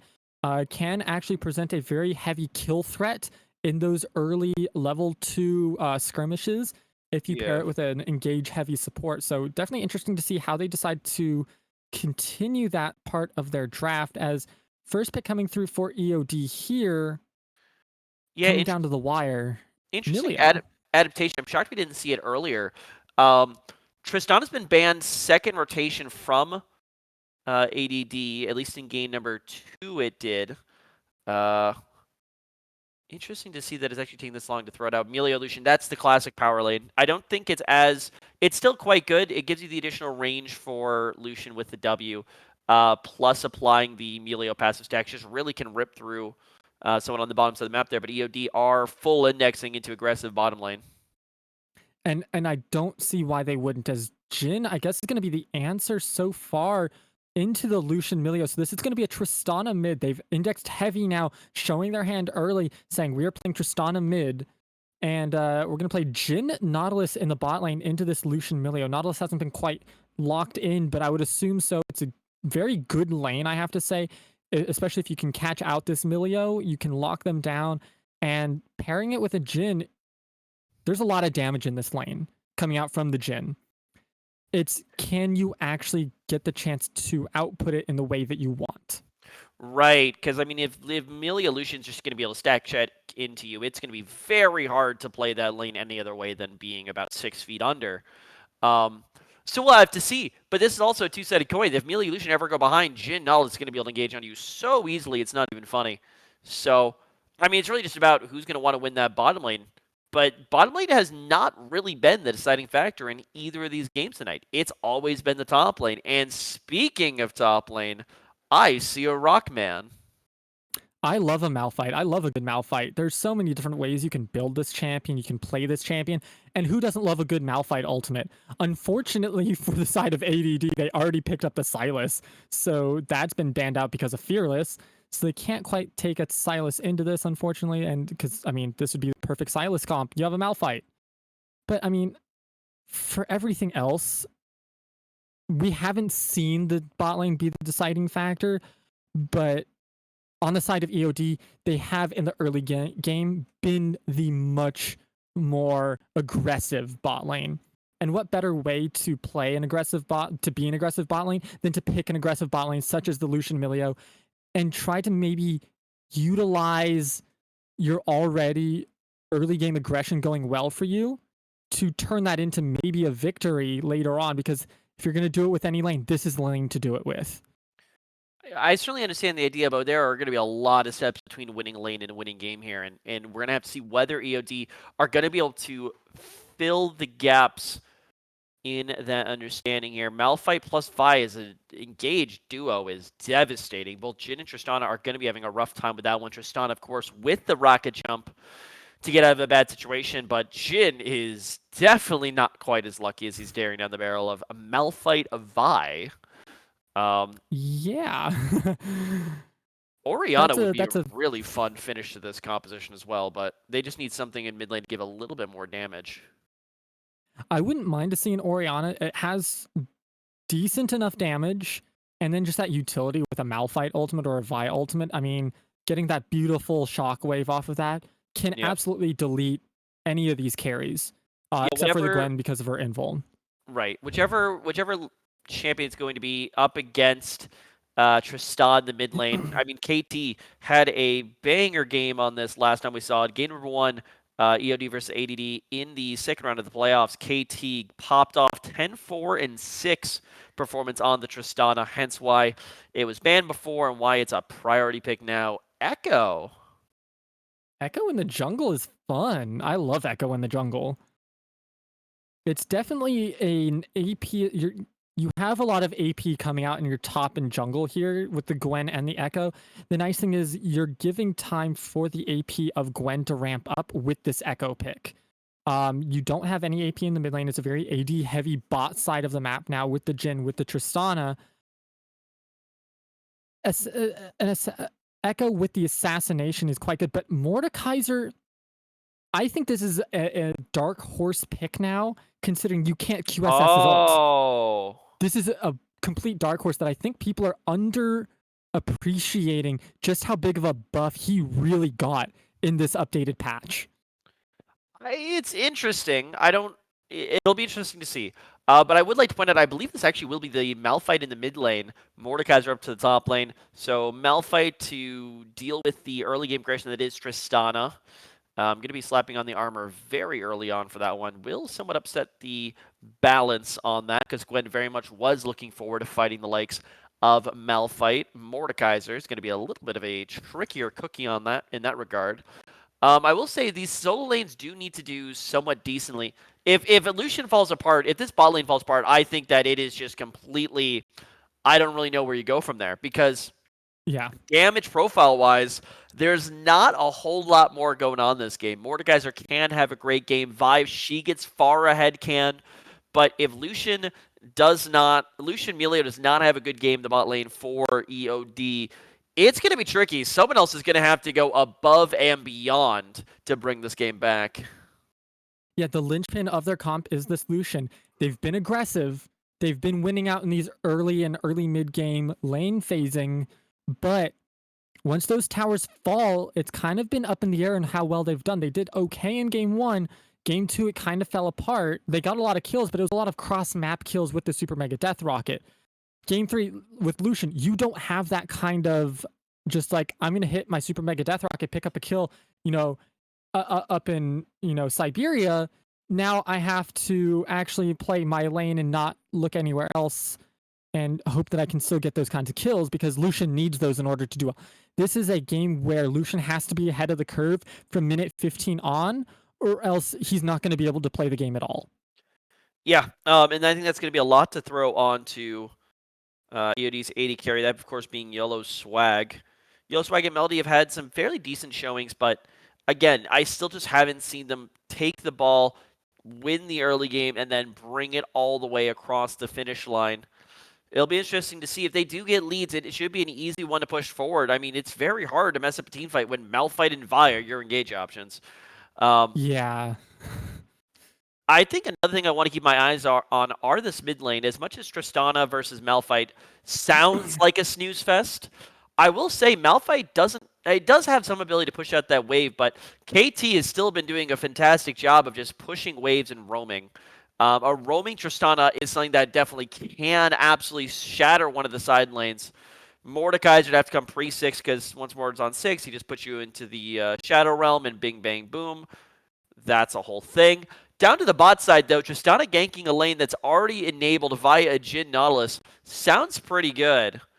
Though I will now say, as much as I do want to praise that, the one concern I have for this blue side is that that bot lane is really their only engage options. Jhin, Nautilus, Nautilus clearly, Jhin kind of adds that utility to carry. Tristana, Echo, and Gwen don't have a lot of great ways to force fights. No, they really don't. It'll be interesting to see what they decide to do. I'm curious to see Ubis and KT have really gone together in a lot of fights, and this kind of duo has a lot of damage, but that's really it. They have gap close and damage. There's not really any true tankiness like they've had in some of these past ones. Lee Sin has, tankiness in a sense of he can dash in and out of a fight. Ubis doesn't have that this game on the Echo. It's go in, and if you're not 6, you hope you can survive that engage, or you get the shield off of W. That's it. There is no getting back out of that fight. So it'll be interesting to see how they decide to play that in. And then KT with the rocket jump, either you're jumping in, getting your 4th shot and jumping out, or jumping forward even more, or getting a kill and getting a reset that way. But if you go in and you don't get those resets, it's not going to look good for you. And I think that's really the linchpin, is this duo right here for the side of ADD. If they do well, their comp is going to do well. On the other side, Lucian. Lucian does well and starts to scale up really nicely. And the side of Ubis and KT don't really get off the ground. It's looking more EOD favored. Yeah, we'll have to see. Early leading phase, bot lane, definitely be the name of the game. Absolutely. And with that, ladies and gentlemen, we are going to send it to a quick break as we wait out the spectator delay, and we'll be back with you shortly into Game 3 between Edge of Diamonds, who are on the red side, and Never Misclick, who are on the blue side.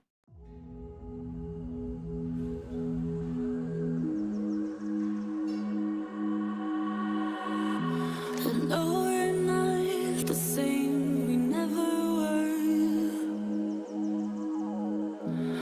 But the distance you made, it still hurts.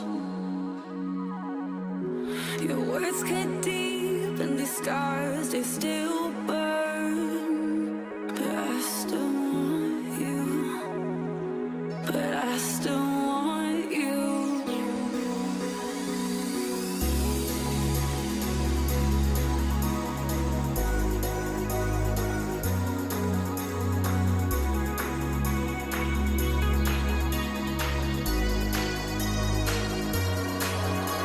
I know you feel the pressure to keep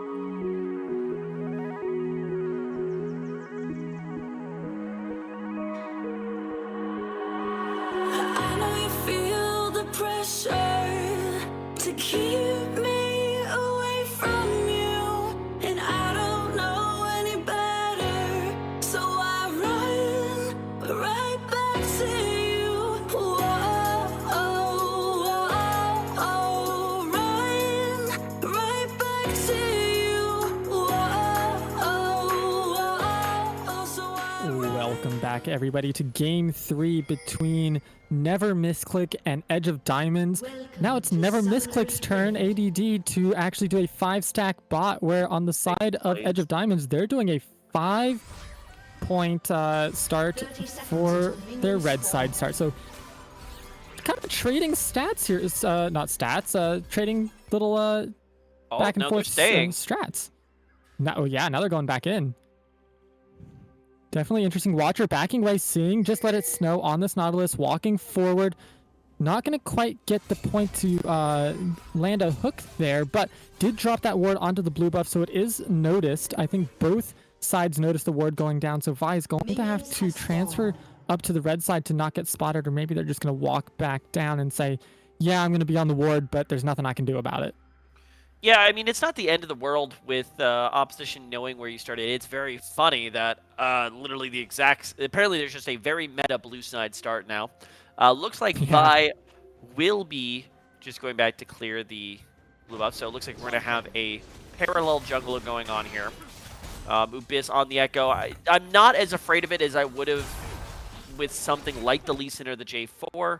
So should be a bit quieter of our first few levels. Both these junglers really do want to focus on hitting level 6 as quickly as humanly possible. And yeah, with both bot lanes leashing, it's time to go to war. Yeah, both bot lanes are now arriving into lane, so that's going to be the start of the fireworks there potentially. As Tristana, nice thing for Malphite, he does get a little bit of an overshield when he doesn't take any damage, so having to eat through that every time does feel good for Malphite, not having to take as much just pure health damage into a very rough lane into the Tristana. But lots of fireworks in the top side right now. It's heavy trading back and forth with the snip from Pekka, dealing out a lot of damage. KT jumps a little bit too far, taking a turret shot for their trouble, but also dishing it right back onto Timeless there. Timeless is already out of mana, using his Q to poke out a little bit and make sure that he's on a little bit of an even trading term. Yeah, and I think that the good thing here for KT is that he knows that Watcher is going to be looking to get level 6. He's very confident where that jungler started, so he's happy just to push these waves in, make Timeless lose a little bit of CS, especially now with losing the HP bar as well. Timeless does have the TP to come right back in, but certainly not the 7, yeah, not really where you want to be back. KT, though, just continues to take tower shots. Can't keep getting away with this. No, you cannot be taking tower shots like that, because you're just giving free health, essentially, over free damage over to the side of Timeless, when you need to have every advantage you can in that lane in these early levels.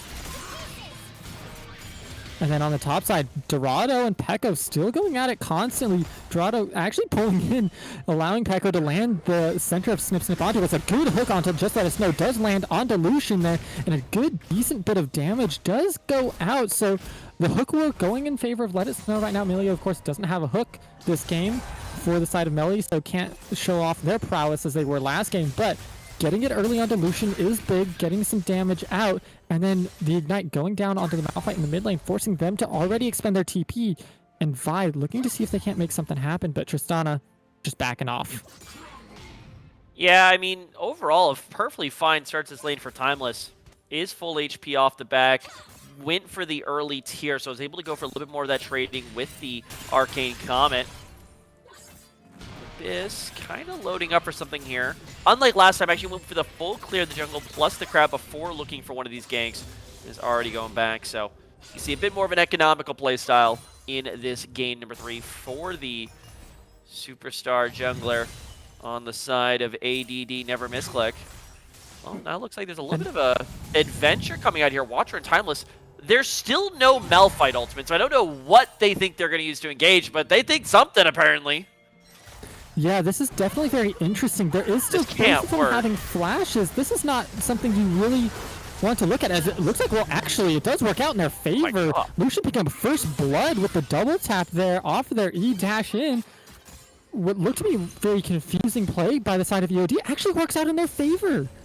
Very well done by them. I mean, good aggressive call for them. I guess I potentially underestimated the damage that can come out of Melio plus Lucian. I mean, the fact that you get the Lucian passive for the double shots plus the Melio passive putting more damage on those shots is wild. Great timing as well to combo that with a dragon. Fantastically played from EOD on this red side. Definitely goes a little bit towards glossing over some of the concerns I had about them being able to put together winning plays after game number 1. That was very well worked. Yeah, it doesn't look like they are going to take the dragon, instead backing off when Ubis and KT did start their roam down into it.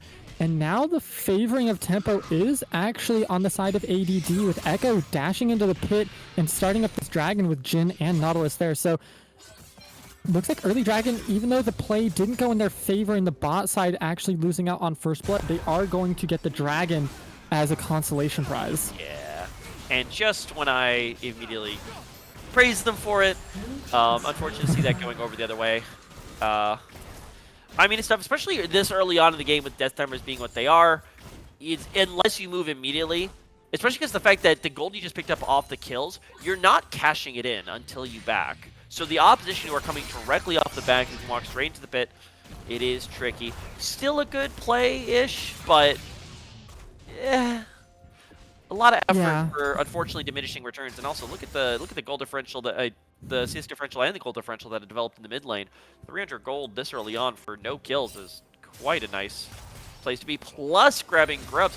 Forget everything I just said. What a absolute that was robbery quietly done. I did not expect that at all from Echo, taking dragon and then grubs as well. What we usually see is just a trade of dragon for grubs has actually turned out in favor of both of them going in favor of ADD here. Yeah, 2 grubs only getting picked up. Third one not quite. Also, it's a very dangerous time. I mean, Timeless literally just completed, got to level 6, so Malphite Engage is on the board. How much that's really going to be a threat to the Tristana? I mean, you guys can take your best guesses at home, but I'm going to go with not likely for the hopping Yordle. Maybe a little bit more Vi's involved on the play, but... Yeah, I mean, you said it. It's not going to really do much as Let It Snow doesn't quite get the hook they were looking for onto the Lucian. The scumbag cannon minion deciding to block for him instead. But, I mean, you can see just how volatile these lanes are and what little these margins are, but how big they matter. It's so just minutia, but so important. It's hard to describe it almost. Potentially. I mean, it's interesting for sure. The bigger thing I'm focusing on right now is what minor advantages can they start to blow out here? And I think I go right back to this Lucian Melia. You want to capitalize on this as early as possible. You want to take every single fight you can around these 2 champions. Vi being in the bot side definitely signals to me that they're looking for something on the bottom portion of the map. Problem is, there's not really a lot to fight for. Plates is really going to be the best option here. Ubis will see this play developing. Ward swept, not even actually taken there, as Melody and Watcher just move into that tri-bush, get spotted out, and head directly back. But just winning a lane and getting a bit of extra CS doesn't do that much for you. Sure, Lucian is going to be on some much better itemization, much easier breakpoints a little early on in the game. But again, it's not about acquiring the lead. It is how you utilize it that determines whether you're going to win the game or not. And BOD still got a little bit to prove to me here. Yeah, I mean, they're looking to be decent in this early game, getting the early first blood with a very interesting and good roam by the Malphite. It's all about, where do they go from here? And right now, they have to focus this Lucian more. I mean, the 1 kill just isn't enough, as Dorado is just getting absolutely cut down with these scissors from Pekko. He's down to half health with just 2 different snips.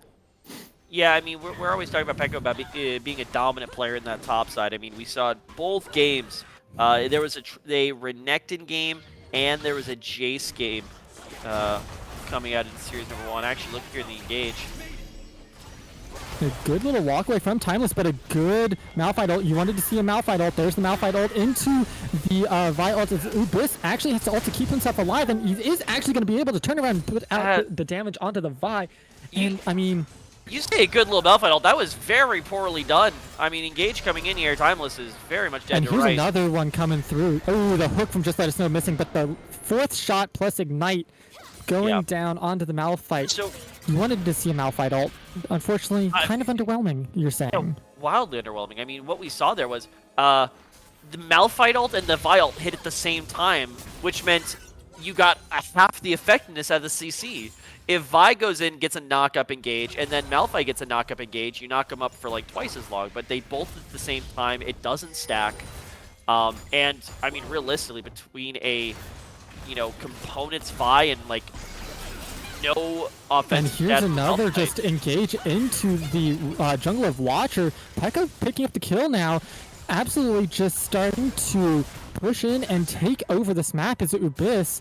And going back to that mid lane fight for just a second, I actually have to put some of the blame at the feet of Watcher, because they ulted the Echo and not the Tristana, which I think is a huge misplay.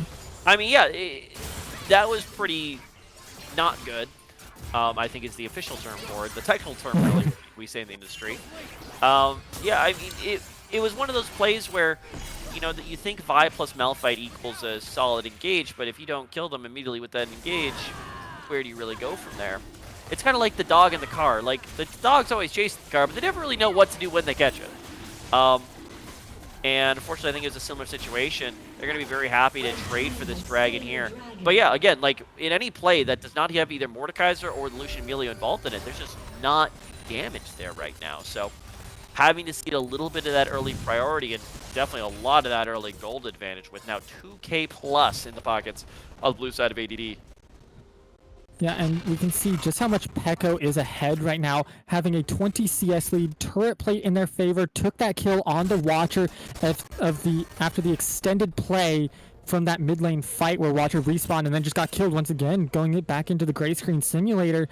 And they took grubs, so they have 5 grubs, and it feels like it's a reverse of game 1, where we were saying ADD needed damage for their composition and they just didn't have it except in a few areas, and now in game 3 it's the same story but for the side of EOD. Yeah, I think so, and we'll have to see whether that story is consistent, but I mean right now just as things are panning out, I gotta say things are looking real good for ADD currently. Pekko. Yeah, Pekko is just absolutely burning down Dorado, forcing the flash out of Dorado without actually having to burn their ghost at all. As Lucian is engaging a little bit on the Bane, barely sidestepping that hook there from Snow, looking to go in even more, but he doesn't have any mana, so he can't continue that fight any longer. Also doesn't have his ultimate, so Bane able to just walk away, doesn't actually have to expend anything. Feeling kind of good there for Bane. Yeah, I mean, Bane's going to be very happy with the outcome. This is one of the most dangerous points of the game against Lucian. He's on his first item. He's on Kraken Slayer. This is a huge break point for him. But this can be dangerous. Yellow still doesn't have mana, though. No mana for Yellow as he's looking to get engaged on by Ubyss, as he does just get taken out, but the kick from Milio does actually stop that for a little bit longer, but 4th shot from Jin, absolutely massive. KT coming in, and I mean, that's just a clean wipe. I mean, not quite clean. They did lose the Nautilus there in the middle of it all that there's so many flashy things, it's hard to see everything, but clean enough. I mean, that was a 4-for-1 trade. They got the blue buff, and Jin is feeling really good right now. He's 2-1-3. He already has his boots, and he has Kerchi's Shard and Noon Quiver. He's feeling strong. He's at a good point for the game with the comp that he's fighting into. As Death Realm does come out from Dorado onto Pekko, and sometimes, I mean, with how the last fight went, I would worry about Dorado being in there stuck with Pekko, but it is favoring Dorado right now. But Pekko getting under his tower, utilizing that to make sure Dorado can't engage any further, and they're just going to walk away and kind of call it a draw as Tristana is walking up.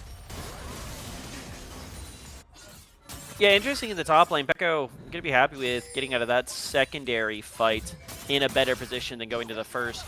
Yellow flag walking in. This is not where you want to be. Does get caught out by the stun of Ubyss, and that's just going to be a dead Lucian maybe. Nope. The shot does follow. He flashes over the wall. Unlucky, and that's just a double kill for the Jhin. Absolutely just running through him right there. Peko, you did get the turret. Are you going to be able to get out there? That's the question. Timeless is up there. The ultimate from Gwen. The needlework is coming through, but Vi's also here. That's just going to be a dead Peko. How much can they do? They can't quite do anything. But mid tower also down. Tristana already on that tier 2 of mid. They're also losing out on bot tower. I mean, yeah, you got Peko, but at what cost? Look, I know it is literally my job here to tell you how EOD can come back in this game. I am struggling to see how EOD comes back in this game at this point. They have unfortunately kind of wasted the Lucian Melia window of opportunity. I think that second fight really just put him in a hole. Sure, Yellow Swag was there full HP, but on absolutely no mana. And you rely on a lot of your abilities as Lucian to proc that Kraken Slayer, to give you additional hits with the Melio passive, and that wasn't there. The Malphite Vi combos, it's great at starting fights, but the problem is you don't need to start the fight, you need to end the fight.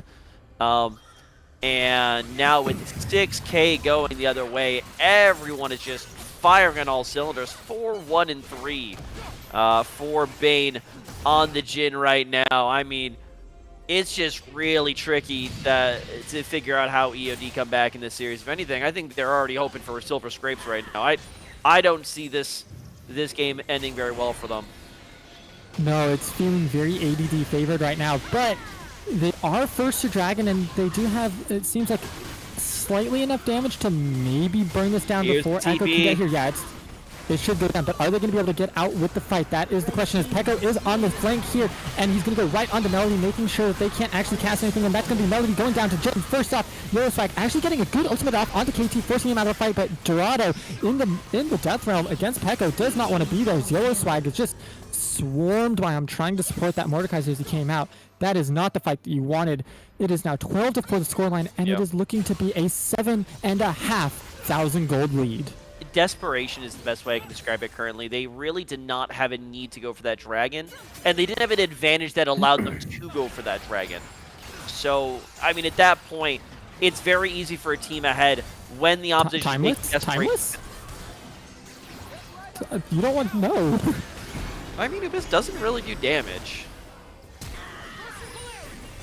Good ult from Abyss, forcing out the flash of watch. He does still go down because, unfortunately, it is just a rewind, and that means you have overstayed just a little bit, so Let It Snow is going to go down as well, with the Mordekaiser wrapping around, making sure that they do get caught out there. But, I mean, he's still going. That was a little longer than expected, but, yeah. Mid tower overstaying a little bit. A lot of it, yeah. Mid tower was taken during that sequence, so it was the combo of... Oh, hello. That's a Tristana there, and that's a almost dead Lucian. It feels like Emilio is really struggling there. But is it going to get turned around? It does get turned around in favor of Lucian. Melody getting taken very low. You can see the power of this Tristana, but does need a little bit more before they can start taking 1v3s. Yeah, this is just sloppy. Yeah, it's been a good game thus far from ADD, but this is really the point where this is what I would be focusing on right now in this game. What can we improve on? Because if ADD whoever wins the series is going to have to go up against Eaters of Dirt, EOD, in the finals. These are the kind of mistakes that a better team will be able to come back at you for. Timeless is dead. Yeah, I mean, he had ultimate. He could have tried to escape, but he just chose not. He had flash and ultimate. I don't think that would have saved him. I'll be real honest. At just least with ultimate, quick. You can try. Yeah, but at that point, what's the point of staying alive? If you blow your flash and ultimate Malphite, what value are you providing the team? Yeah, I wouldn't say blow the flash, but at least with ultimate, I think it's on a low enough-ish cooldown for the next fight. Yeah, it's about a minute, so you don't have any major fights for the next 40 seconds. As that's just Yellow Swag getting really taken down low. Roger ulting through, trying to catch onto Abyss, who does not have ultimate, and that's a death round for Abyss, and he's just going to go down to Dorado. Good catch out there after the over-engage from Abyss. Are they going to be able to turn it into anything more? Not quite. Tristana is on the top side, though, threatening that tier 2 tower in trade for Abyss. Again, very sloppy. Instead of sticking together as 5, they are letting their opposition pick them off one by one, and that is potentially the one thing that this red side can do. They can obliterate a single target very quickly. Vi ult plus Malphite ult, give time for Lucian Milo to put some damage on. I don't really know if it's enough to win a 5v5 right now, but it sure as hell is enough to win a 1v5.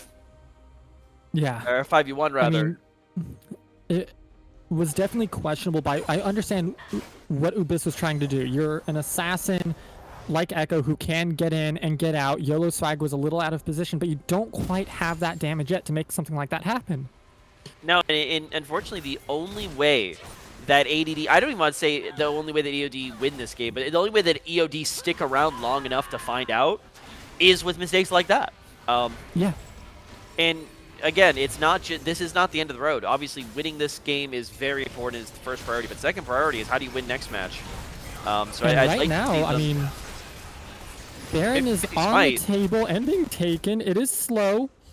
It is only at half with the rest of ADD around. Gwen isn't there, is pushing in the top side against Timeless. So maybe looking for a fight, but everybody's just walking away right now, going back to these lanes, trimming the waves, making sure they're a little bit more prepared. Not quite tanky enough, Ubis is to do that, as he's really the only melee there besides the Nautilus.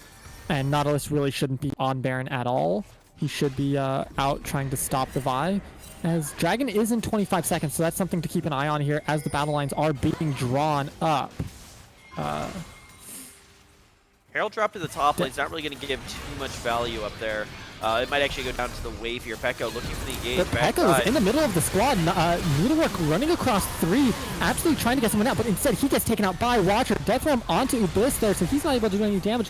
And on the other side, I mean, Timeless absolutely getting a beautiful 3-man ultimate onto everybody, and it feels like what felt like an ADD doing well is turning in favor of EOD, as Timeless is going maybe a little bit too far there. You are up against a Jhin who can kind of just outright out-damage you there, and that's exactly what's going to happen, going just a little bit too far between turrets, but that's going to favor them for the Dragon. Chemtech Dragon putting them on soul point.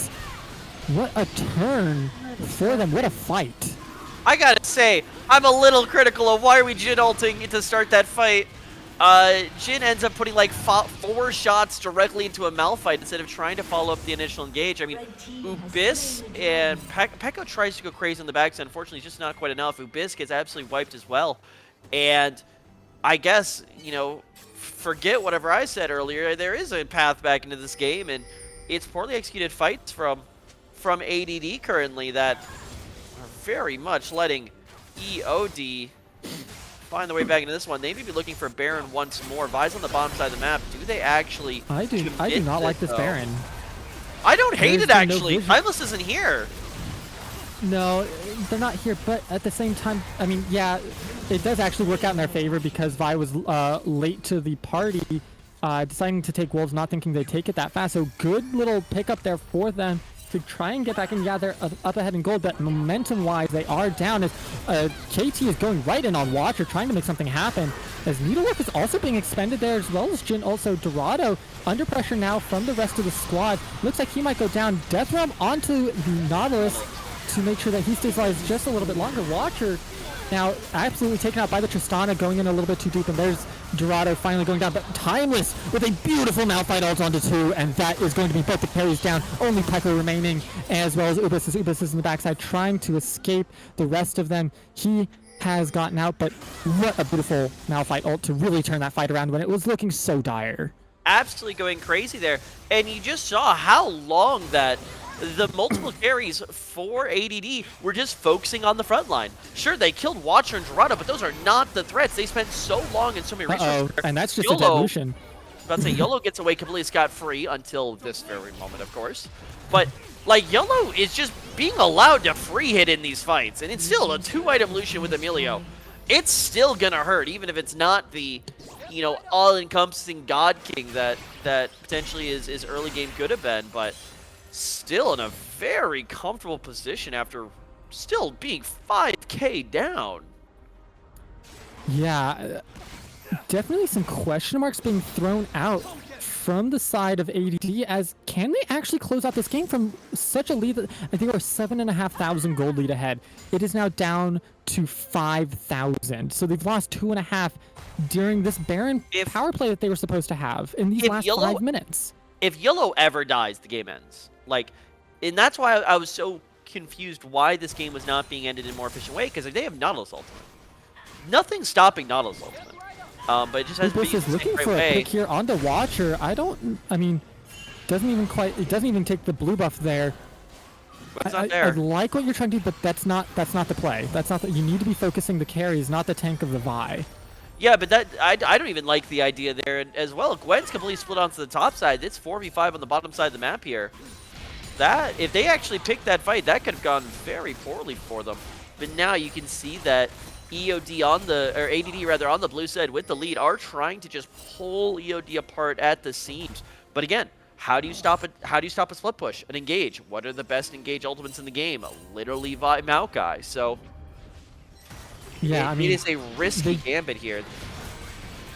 They have the tools. It looks like they're going to seed this bot lane tier 2, saying we can't quite stand up to the 3-man squad with just a Malphite. But Malphite's on the top side trying to make something happen onto Pekka with the Milio. User are a Malphite, not Maokai. That was last game. Malphite. You will not outdamage Gwen, even with Milio. I am sorry. No, just trying to get Gwen out from under the tower. Oh, but Ubis trying to put some damage out there. Not quite enough, as he's just going to get ulted by the Vi, and I think that's just going to be a dead Echo. Instead, oh my god, he got out! Does quite get free. He got out, but on the other side of the map, Dorado is on top of Bane, and he's just going to die to the Jhin. That is absolutely insane. Now, Echo does finally go down to the chase, but I mean, they're losing out on the cross map. I don't think chasing the Echo was the play. I mean, I'm blanking on his name right now. Top lane dead. Malphite is almost dead. Still has ultimate if a play is to happen, but not something. You lost the top lane inhib, and now Jhin is ulting across your team, and it is not looking good for you right now. Yeah, I mean, 1-for-1 with 2 inhibitors down is a great trade from EOD. A little bit question marks of why they over chase onto Abyss. I mean, they got him really close. I understand the frustration there, but now this is just going to be, this game has just gotten significantly harder to ever leave your base now with 2 side lane inhibitors down. Dragon Soul is spawning here 7 seconds. Abyss just coming up on the map. This could be the fight that they're looking for, but already Pekko is trying to put trying to throw a wrench into the plans, starting to push the top side, and if they do not have somebody answer him, he will end the game. Oh, and they just get it. Dragon's just gone. Dragon, that was fast. My camera didn't even, I've got my own personal camera here on Dread Camera. It did never pan down to Dragon, but nope, not once. I was very caught off guard by that. To be fair, Red side do not lose the game here. They didn't just give away a Dragon Soul. They gave away the opportunity to get Dragon Soul, which sure, it sucks, yes, but if you are not confident in your ability to win that fight, there's no need to lose the game right there if you do not think it's an optimal position. No. This big purple worm, though, could be a different story. Yeah, and this is really going to be, I think, the deciding factor is this Baron. If you fight for it and you lose, the game's just over. But if you win the fight, you have another couple of minutes in the game for EOD. I don't think you can just outright end with what the map state looks like right now. It's going to be difficult, but they have the tools. They've shown us that they know how to play these fights out in order to win them. It's can they actually execute once again? It's right. Execution after execution, and at some point it has to give out. Problem is, right now with 2 inhibitors down, you're really just treading water. Baron, I think, would be enough to win the game for ADD, because with that, you just knocked down mid tower with 3 waves worth of super minions. As long as you shepherd those in, you don't even need to find the engage. And speaking of engage, is actually getting engaged on Abyss. That's not really YOLO! Hard, timeless. I mean, that is not. I mean, it worked out. Abyss, you have to go on to YOLO. Watcher playing that very well, playing on just the edge so he doesn't get stunned. And KT, what are you doing, sir? You were caught out there. Watcher getting another beautiful in the base. I mean, out of state. But yeah, they're just trying to keep the base there. Now, Dorado is looking to keep and let us know there just a little bit longer. Malphite is going to try to match, but that is up against a Gwen. That is not going to work out in your favor. I don't think you have quite enough damage left with just the Jhin. They're going to get Baron. I don't think that Pekko can end the game with the Malphite taking just a little bit too much damage. It's going to be close. They're going to get Baron. No. Jhin is walking, probably going to get the mid tower. Timeless, though, taking a lot of damage. I think Timeless is going to go down here, or very close to it. I mean, they're going to get mid tower. They're not going to get mid inhib. and they just have to back off. They have 2 inhibs, almost open base. All the inhib towers are down. This game is... It's the game that never ends. It really is. Kind of how it feels right now. Yeah, I mean, I try not to just start crying out like at the beginning of a team fight as a color commentator, but I really cannot stress how important it is that Watcher is not YOLO. Oh, here's another timeless ult onto Bane, and that actually does a lot more damage than I was expecting. Bane already at half health, but it looks like Timeless is going to go down. The rest of ADD is there. Peko getting the credit for that kill. Yeah. Question marks around Timeless being in that position. He dealt a lot of damage, but not quite enough, as now your team is without their main engage point, or one of their 2 main engage points, as they're now fighting for their life in this game here. I don't know if it's going to be a struggle to survive these 30 seconds, as at least they were able to clear the wave. Yeah. So it looks like they're going to be able to survive just long enough. I mean, potentially. The good thing is that they have wiped Baron off the board. That was what those last few fights did there. Or rather, they have Baron. So they've not only wiped off the board, they don't even have it to contend with. Baron buff to defend these next towers are going to make it incredibly hard. Thomas is up in 5 with the ultimate Abyss. As Abyss tries to get onto YOLO, but YOLO has just enough healing and shielding to make sure he's still just topped up at full. Vi looking for something, charging up the Q, nothing coming of it. And it looks like it's another potentially successful for defense for right now, as another fight is going to be started here shortly. Gwen pushing in the bot, Tristana in the top, trying to get these inhibs as they spawn, making sure they have this pressure. But Abyss Zanya's-ing the Vi ultimate. Are they going to be able to catch him out? They do actually manage to catch him.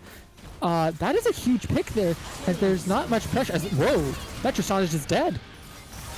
And it looks like the side of ADD have to back away. They don't have the damage they need to in order to end this game. Very well played by EOD to pick off the key targets of Ubis and KT in order to elongate this game even farther. It just keeps going. YOLO Swag continuing to push in to let it snow, eating forward, trying to just get these taps in, and there he goes. He's down. Now Jhin, next target. Are you going to be able to catch him out? Having to force the Jhin flash, making sure he stays alive, and the rest of the team is pushing. Timeless, are you going to be able to get close enough? No, not quite, but not close enough. Peko's not going to be able to do enough into this base here, but keep an eye on the Dragon. That should be Dragon Soul going over Peko.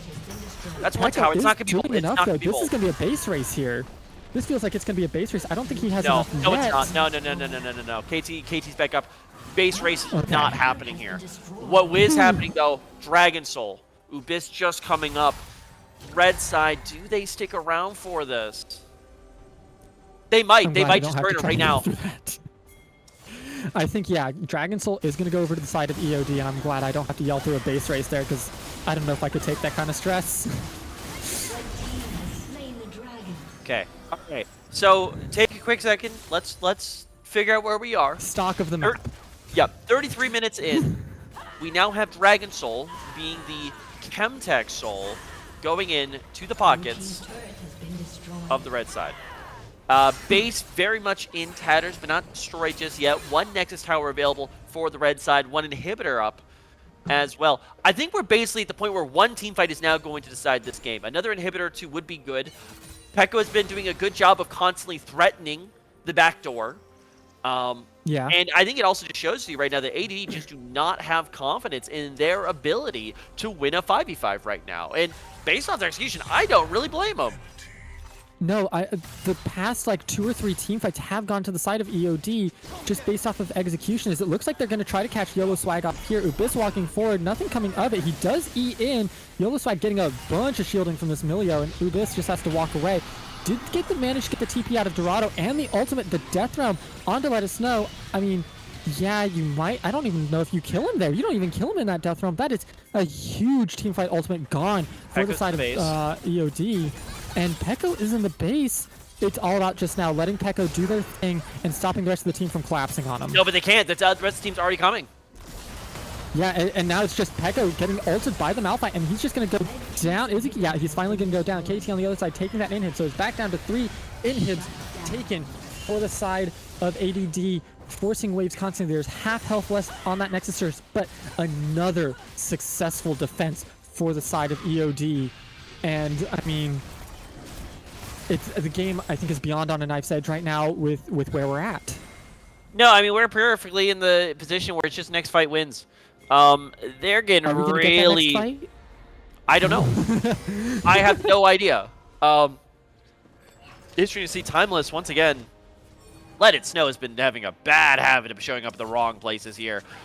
It'd be even worse if he got bait. Good hook. I think he actually completely whiffs that ultimate Timeless. Because, yeah, I think he overshot Nautilus. And because Nautilus hook doesn't pull you until it collides with something, like, he thought he was going to keep going forward, so shot the Malphite ultimate in front of him, and then once the Malphite ultimate finished, that's when Nautilus goes, goodbye, old chum, and then slides right past. As it looks like Melody might get caught out here by Ubis. Good place for Ubis to be there. But isn't also Nautilus hook one of these that goes through almost no matter what, minus just a few things? So I think it would have gone through no matter what. Right, but it still would have shown Nautilus get knocked up and then pull, but he didn't get knocked up in the first place. Baron's pretty big here. So yeah, that's just an outright Baron. Very confusing that they were just able to take it outright, as now Dorado is getting collapsed on by Let It Snow. And Milio has to back him up. Dorado does have the Death Realm, though, but I don't know if they're going to get a chance to use it, as they are in the Death Realm with KT, but KT is definitely the one that is trying to win that, and I think they will here, as the flash comes through, but KT's auto does finally finish off the... yeah. Yeah, look at the bases right now. Obviously, big push coming up from the blue side for ADD. EOD does have it. One giant wave in the enemy base as well with the Super Minions, but they're going to have to fight here. As Timeless goes in onto, and that's just a... They're on the Nexus. They're onto the Nexus, but is it enough? It is going to be enough. That is going to be the game in favor of ADD finally at 36 and 45 seconds. What a base defense from EOD. It was not their game to win, but I have to say, this series is a lot closer after watching these past few games. Yeah, I think really both teams have had a bit of trouble really finishing out these games. ADD, I think sometimes you do need to get scrappy to win one. Sometimes you can't go by the game plan. You gotta you gotta find that way to win the game that's not exactly as your coach draws it up on the whiteboard. It got scrappy for sure, but well played, ADD, to take that win, but we are not done just yet.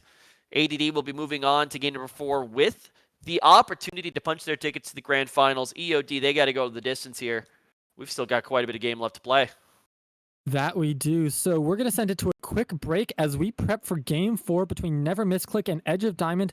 Don't touch those browsers. We're just getting started here, and we'll catch you on the other side of this break.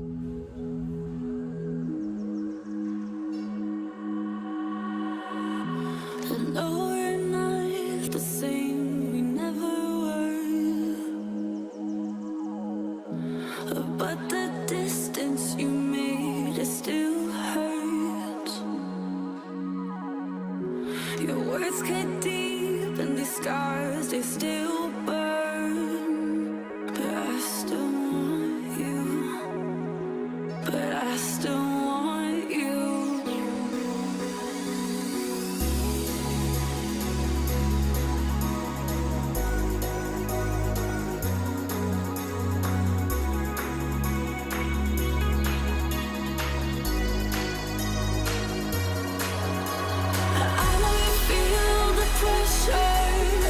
To keep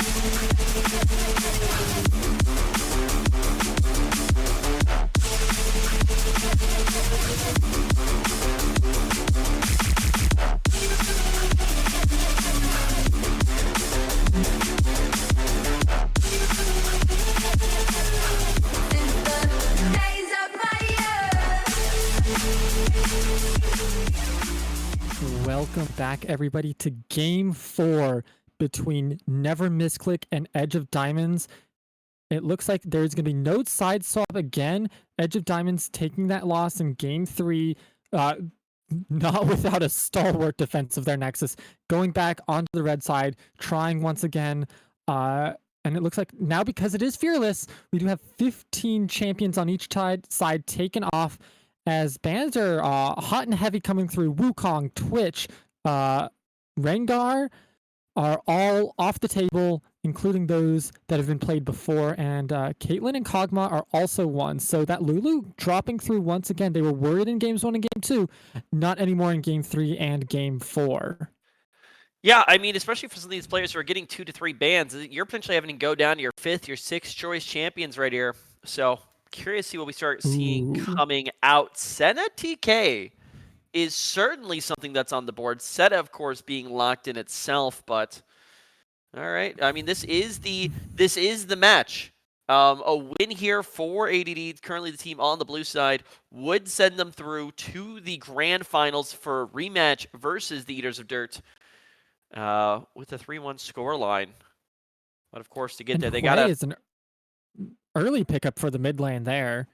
I mean, and then now it looks like YOLO is deciding, I'm going to take the Jhin. I know you can't play it, but I'm going to do better on it than you did, apparently. Because that's kind of the signal going here, picking up this Jhin. It is a very strong pick, and it'll be interesting to see. It didn't look too hot in game, what was it, 1? I think is when they played it. But yeah, now it's YOLO's turn to play, and it's going to be going into a Camille and Galio, so definitely a dive-heavy comp coming through so far for ADD, matched up with a Syndra, so it looks like it's a Hui support. Yeah, about to say the way definitely could be going the way of the bot side, especially if they are thinking that a Senna TK could come through. Having the additional range and the extra poke damage can help quite a bit here. Already going to one of the most classic combinations that exists in League of Legends. The J4 is off the table, given that it was played in game number 1 by Ubis. The Camille Galio is going to make Jin Hui a living hell to play as. Yeah, it really is. Anytime that this Camille gets a chance to get onto this back line, Galio is just going to be following up on it. And Galio does a surprising amount of damage, even when they build tanks. So definitely something to keep an eye on how they decide to execute on this dive comp, because so far, Camille Galio has some excellent choices with Hui, Jhin, and Syndra to get on top of. Yeah, also interesting to see the Syndra lock in from EOD. They'd been hesitating on pulling the trigger. It's been banned from that second rotation nearly every single game. This time they throw it as their R3 in order to avoid the pickup. J4 is going to be the option for EOD's jungler Watcher. Yeah, I'm not upset about that pick. I think it's good because they do need some sort of engage on their side. As I'm not even, until it's locked in, I'm not even going to talk about it, because I know, and it is locked in, it's going to be a Kha'Zix in the jungle. Talk about putting, just a carry jungler that has to get hard going fast. There is no better champion to do that on than Kha'Zix right now. It's Kha'Zix or Bel'Veth. Those are the two from the Void that can really run the Rift if you let them. And in Game 4, what better way to do that than with the Kha'Zix? Yeah, interesting to see. Not exactly what I would have originally thought, but it's definitely a very flavored champion. Rakan being locked in as well. Okay, really tripling down rather, on the Camille Galio plus the Rakan engage. I do have one small concern, which is that there's not really a primary engage amongst those. Rakan is not primary engage. Galio can be primary engage. Galio more so going to be looking to follow up, but it's a minor concern, to say the least. Still going to need to see some damage coming through, whether it be the Senna or whether it be the Kha'Zix, or even the Camille with a good game. Will be interesting. Alawi locked in as the top laner. This was banned 2 games in a row by ADD in the first meeting of these two teams. So Dorado was not able to run this one last time. This time is going to be getting the tentacled top laner in the top side. Yeah, and it's interesting that they're putting that kind of champion onto their top laner, considering their top laner hasn't had the best of a series so far, really struggling into what the top laner from ADD has been bringing to the table. So I have some question marks around this Alawi pick. It can do well, but in the hands of what we've already seen, It wins I the lane. worry about this. This is the whole Yes. idea. This is the whole idea from EOD on the red side with that R5 top lane pick. Alawi wins the Camille matchup. The whole idea is that Camille wants to be going onto you, and whenever she does, you're basically guaranteeing you're grabbing the test of the E grab, plus if you have ultimate, obviously, yeah, you can just outfight Camille in her ultimate with that ultimate. So more so trying to make sure Pekko isn't able to pop off topside. That does remove one of the three, I'd say, carry points that ADD need to play around. If they can keep Senna pretty quiet as well, and maybe even find a way to deal with Ubis in the jungle, yeah, like we saw in the last game, just having Engage isn't necessarily enough to win the game. So, I don't know. We'll see going in here. I'd still favor ADD in this matchup, but I would not count EOD out just yet. No, I think that if the Alawi is able to play their game, it's going to be a much different look than in games 2 and 3. I think that they will look a lot stronger because right now it feels like topside has been Pekko favored heavily. I don't think there's any argument that it hasn't been. It's all on can rulers show up in this game on this pick. It is do or die at this point. There is no closer to being do or die than you are right now. It is you have two best of ones here. Win these and you go to the grand finals. Lose either one of them and you're going home. They've had the buff for the entire, since they've gone 0-3, they've had this buff. Does it continue on, or is this the point at which it stops? They have won 100% of their elimination matches, though I will say technically every team has until they've been eliminated.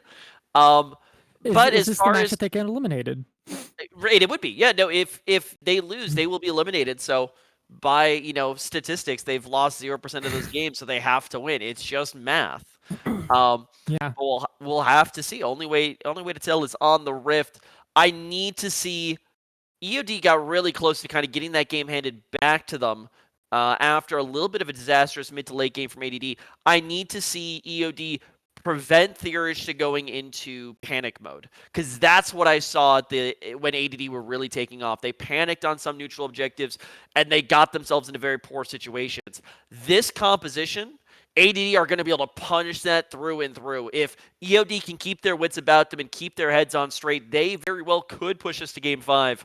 But if it's going to be a game 4 defeat from them, I've got a sneaking suspicion that they are going to be the authors of their own destruction.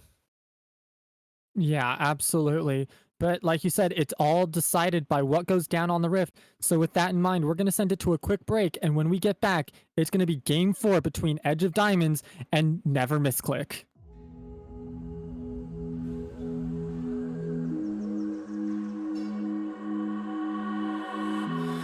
No, we're not the same, we never were. But the distance you made, it still hurts. Your words cut deep and the scars, they still burn. But I still want you. But I still want you.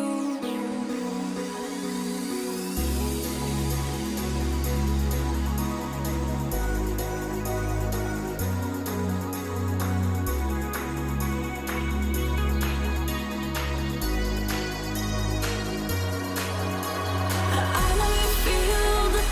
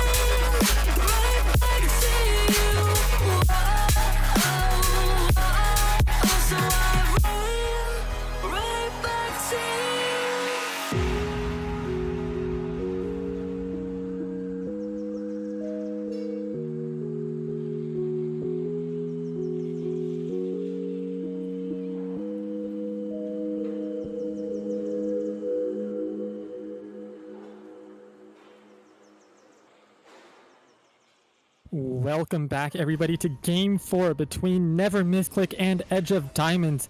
And it looks like this is going to be the first game that we get a 5-point from both teams here, Stevie.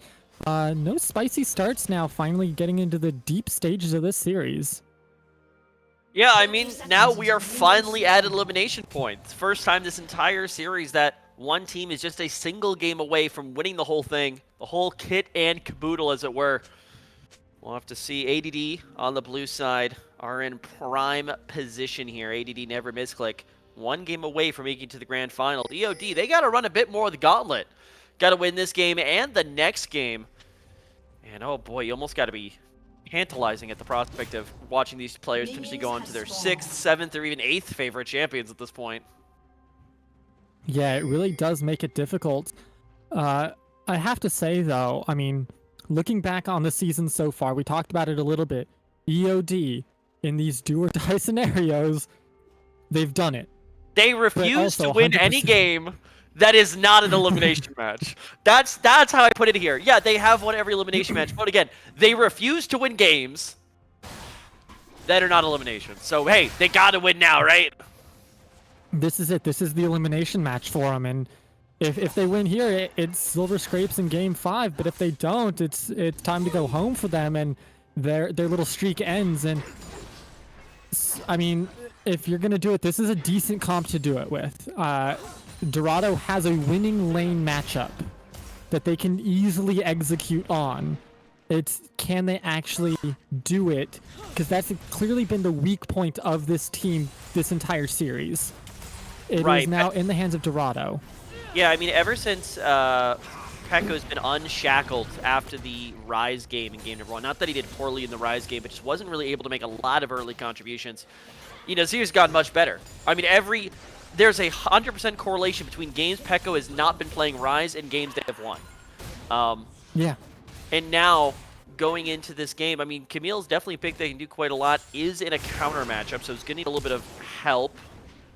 Ooh, Flash being forced out by Timeless with the Ghost from KT, looking to land the stun, but Ubiz going right back in and chunking Timeless right down to 25% health with just a quick EQR combo. I mean, absolutely, you can see the power of this jungle already. Yeah, I mean, that was also just a little bit silly there from Timeless. I mean, he doesn't respect the hop range of Ubiz, and Ubiz doesn't even take a tower shot for that. And again, going right back in, forcing the flash out of Dorado, and the tentacle actually landing onto Ubiz, but doesn't matter, he flashes forward and grabs first blood. And that's after what a way to start this game. I mean, that's an Ignite TP top lane. Oh, here's Watcher. Watcher's here, though, and Watcher, I don't think you want this fight, though, dude. Yeah, Ubiz is a little low, but Pekko is here, and there's no one here else quite yet there for you. Syndra is roaming up. TP did come through for the Alawi, so maybe something does get good for them. Pekko having to eagle, doesn't quite manage to get away. Gets picked up by Watcher with the very last auto. Well done by Watcher to collapse on that, as YOLO Swag does get the kill onto Bane, and what looked to be a rough start for them is starting to maybe turn around. This bot side is doing a flash forward, and the 4th shot crit does manage to take out Rakan. And that's 2-0 now for this Jhin, sitting on a 150 gold bounty. Yeah, interesting early opening here. Now keep in mind, this is just the opening. It's like if you're watching a chess match. The first few moves don't necessarily determine who's going to win the game, but it definitely sets the trends for what you're going to see around that mid game. Predominantly for me, no flash available before the allowing the top lane's very scary prospect. But yeah, same thing. ADD to kind of do that typical thing where they take one step forward and potentially one step right back. You know, good way to get that first kill in top lane. Great way to get the flash out of Timeless here in the mid lane, but giving up 3 kills the other way is never really a it's never a suggested strategy. And watch how they go. But I think this game for them is going to be complete around this level 6 mark. They have built this entire comp about what do we do when everyone gets their funny buttons at level 6. And it is a rough start for this bot lane for sure. Senna and Rakan really want to just sit back and scale. But again, easy set for Dorado going a little bit too far forward. Pekko getting a beautiful stun off. And that's just another kill going over. Pekko picking it up this time onto the Alawi. And we said this Alawi needed to do well in lane and that it wins lane. So far, that's not looking to be the case. Okay, it does win the lane. I do want to be very clear. This situation does not win the 2v1. And no, that's just smart jungling from Ubis and a very poor play there from Dorado. Ubis knows that, especially if that first clear, you kind of got time before the camps come up. You can invest a little bit of extra time hanging around some lanes. And given that Dorado blew the flash, didn't have TP, a second death here for Dorado absolutely cripples his ability to play this lane out now. It could be what gives Pekko the advantage going into these mid stages. So congrats, you set your top lane up for success now. Now can you actually bring that down across the map? 3v4 potentially bring Looks on like this we're dragon. gonna get a fight. Yeah, a fight around this dragon being pushed off as a good Senna stun does come through. Watcher getting stunned up. A good two-man stun from KT secures the kill onto Watcher. Bang getting a little low from the Hui and the Jin, but overall that's going to be Ocean Dragon also going in favor of the side of ADD. What looked to be maybe a good little cross map from EOD has been turned on its head. Yeah, a little bit confusing right there. I was going to say on that first set of plays, it was great that Timeless got the first move over KT. You do have a little bit more push priority on the Syndra. Gallius doesn't have none, but in that straight up fight, usually Syndra can find the advantage when it comes to wave control, and then using that wave control to move first to those fights. That time around, KT got the shove out, moved to Dragon. Timeless never showed up. With that numbers advantage, it gave the safety for the, high octane players from ADD to go ahead, find that kill, find that dragon, and find something else in this early game. Yeah, and another beautiful Hui. I don't even know what combination of buttons that is. He has too many buttons he can press, in my opinion. But well, it's one of them. He put his face on the keyboard and stuff happens. That's how I read it. But I mean, he keeps landing these beautiful pull-togethers that just are really hurting Bane. And here you go once again, Jin hitting level 6, and Let It Snow just has to take the brunt of the force there. And Bane with the barrage from Melody gets taken very low once again, and Pekko going in onto Dorado. The Q missing from Dorado, so he's missing out a lot of healing there, getting taken below half health, and the ultimate coming through from Pekko there. Is it going to be enough? It looks like it is, because the Ignite comes through, and that is going to be a 1v1 solo bolo in favor of Pekko. Yeah, and it's just one of those things where top lane just gone so far by the wayside.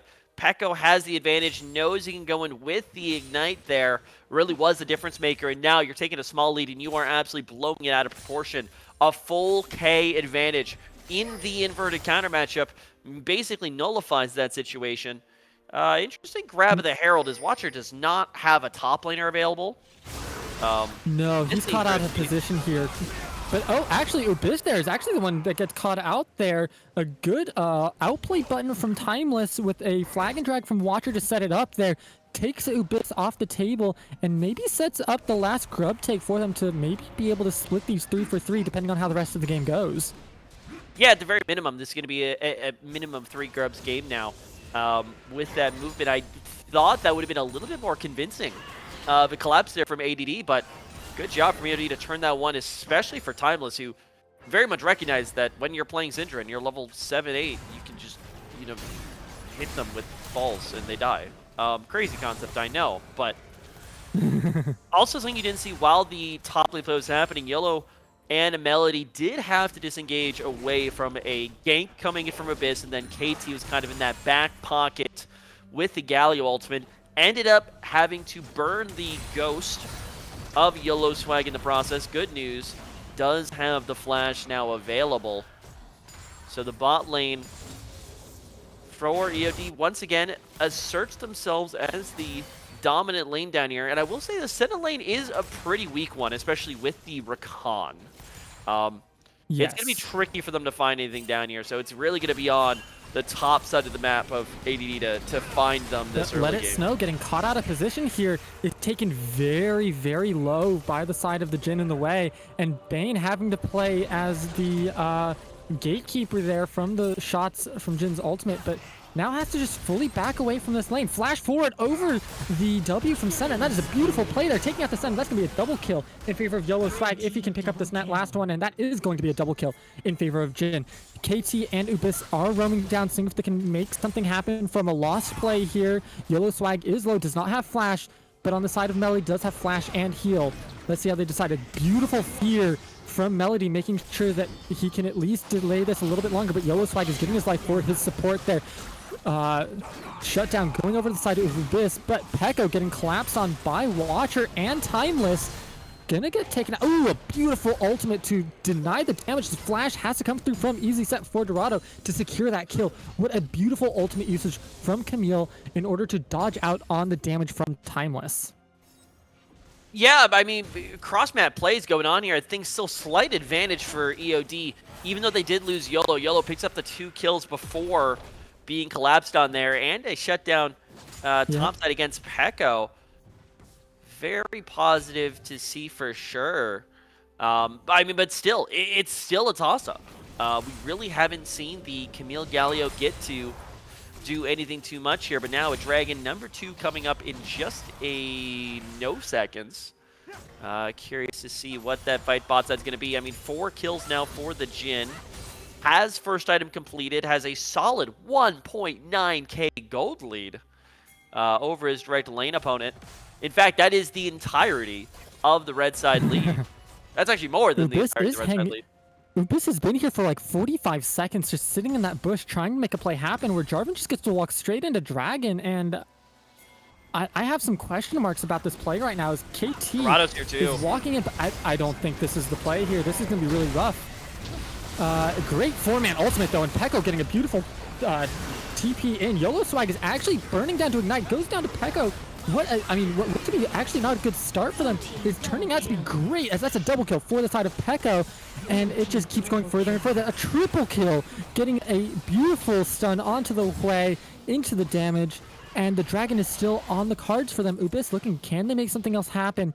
Taking that blue buff, Watcher just has to watch and maybe look to try to make something happen. Beautiful flag and drag. Ubis walking a little bit too close there. Looks like he's going to be the one to die there. Unfortunate, but now Timeless having to flash over the wall as a TP is coming through from Easy Set for Dorado. No jungler on the table for ADD, as Pekko is now caught out by the Jhin Flourish, and that's going to be a shutdown for Dorado and a YOLO kill onto Bane. What looked to be so good, just one team to the other team. Yeah, I mean, crazy back and forth. YOLO messed up that first fight. Kind of was caught a bit of a deer caught in headlights when KT and Pekko just jump on him, able to knock him down almost immediately. But again, it's never the first action, really, that's deciding things here in this game. It's what's ever that reaction. It's the return to the pit and the willingness to double down from EOD that now not only keeps what their lead would have been, but also expands upon it. Ooh, a good charm from Let It Snow, trying to make something happen there.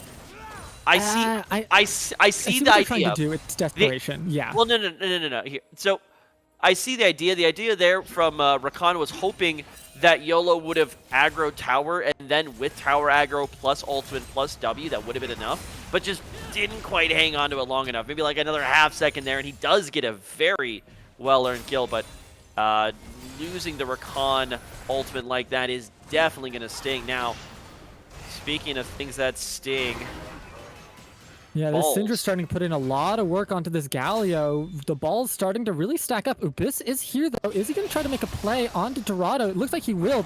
The E missing from Dorado. Flag and drag coming through. Dashing away is the Kha'Zix. And on the other side, KT holding the Syndra at bay. Pekko is here. Just everybody looking to walk away. Maybe Ubis is looking to make a play, though, still. KT is looking to go flag and drag away from Watcher, so they are being pushed off of this Herald, so it is only a 3 grub game as Herald has spawned and the other set of grubs were not taken. Yeah, I mean, that's good. Good identification there from EOD, realizing that the majority of their power is in their bottom lane right now, and bottom lane was busy taking the bot tower. Timeless restarting control here in the mid lane. Bot lane's just staying down here. They're not going to get anything here.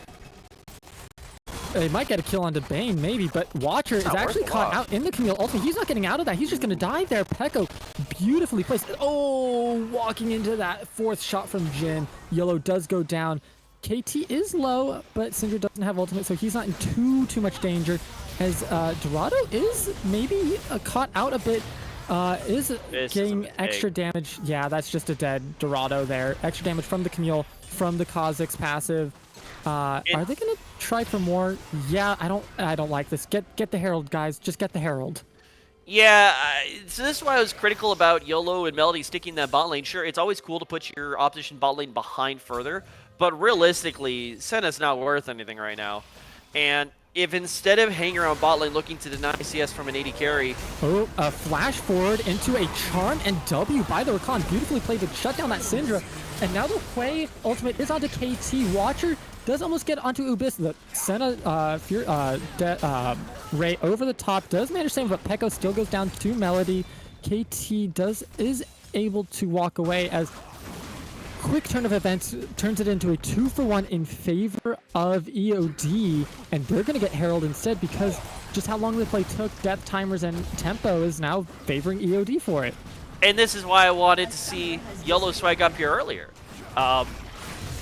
When you bring the guy that has all your gold, it tends to work. Looks like we got a bit of a disconnect from Ubis on that last one. I think we're going to have to go to a quick break here to just make sure we're all resynced up on our end, would be my guess. So, ladies and gentlemen, we'll be right back with the continuation of this game when it allows us.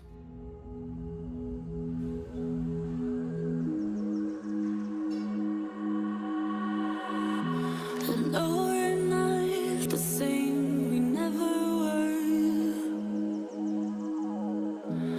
But the distance you made, it still hurts. Your words cut deep and these scars, they still burn. But I still want you. But I still want you.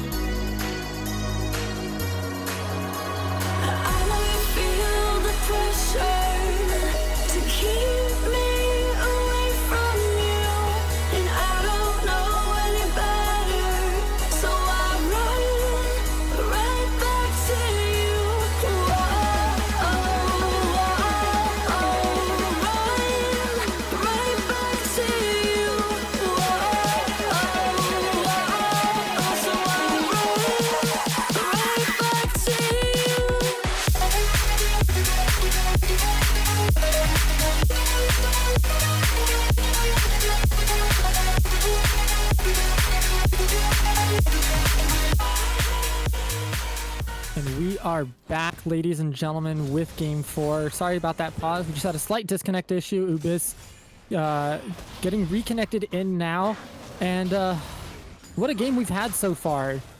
Kind of a crazy one back and forth, and I'm at a loss for words of where this one's going to go for now. I mean, it's a tale of two sides of the map. Pekko, very large on the top side, as well as having a pocket Galio. Will certainly be a threat for the remainder of this game, but Yellow, Swag, and Melody absolutely tearing up the bottom portion of this map. Should lead to some very interesting mid-game fights. I mean, in theory, I still want to say it seems like a slightly easier team fight execution for the blue side of ADD, but there's just so many more tools on the red side for EOD. I could see this going either way, and we're also conversing about the, it's the buff. It's the EOD buff. They win every game that would eliminate them. They only win games that would eliminate them, so we're in a game that would eliminate them, therefore They have to win. But we'll have to see here.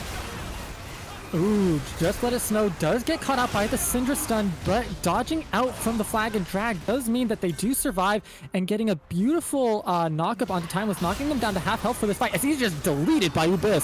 Flag and drag does come through onto Ubiss, so it looks like Ubiss might just get caught out here, but no, Galio coming in. The Camille ult onto YOLO Swag means that he's just going to go down there, and Melody is going to get soloed out by the Galio having to flash over the wall. Pekka trying to pick up onto Ubiss, but doesn't quite get anything out of it, and unfortunately, there's just not a lot of damage coming through for the rest of the squad as Bane hasn't quite built any yet, and he's going to be struggling here for a while as it's only Senna and Galio left on the board. Yeah, I originally want to be pretty critical of Timeless throwing the ultimate down onto Let It Snow and then getting caught out by very aggressive Ubiss on the Cosmic. I don't know what KT and Bane are doing here. There's no real threat of a steal. KT, in fact, may be dead to right. Here's Timeless. Yeah, that's he's just caught a out of very position. silly Timeless. decision.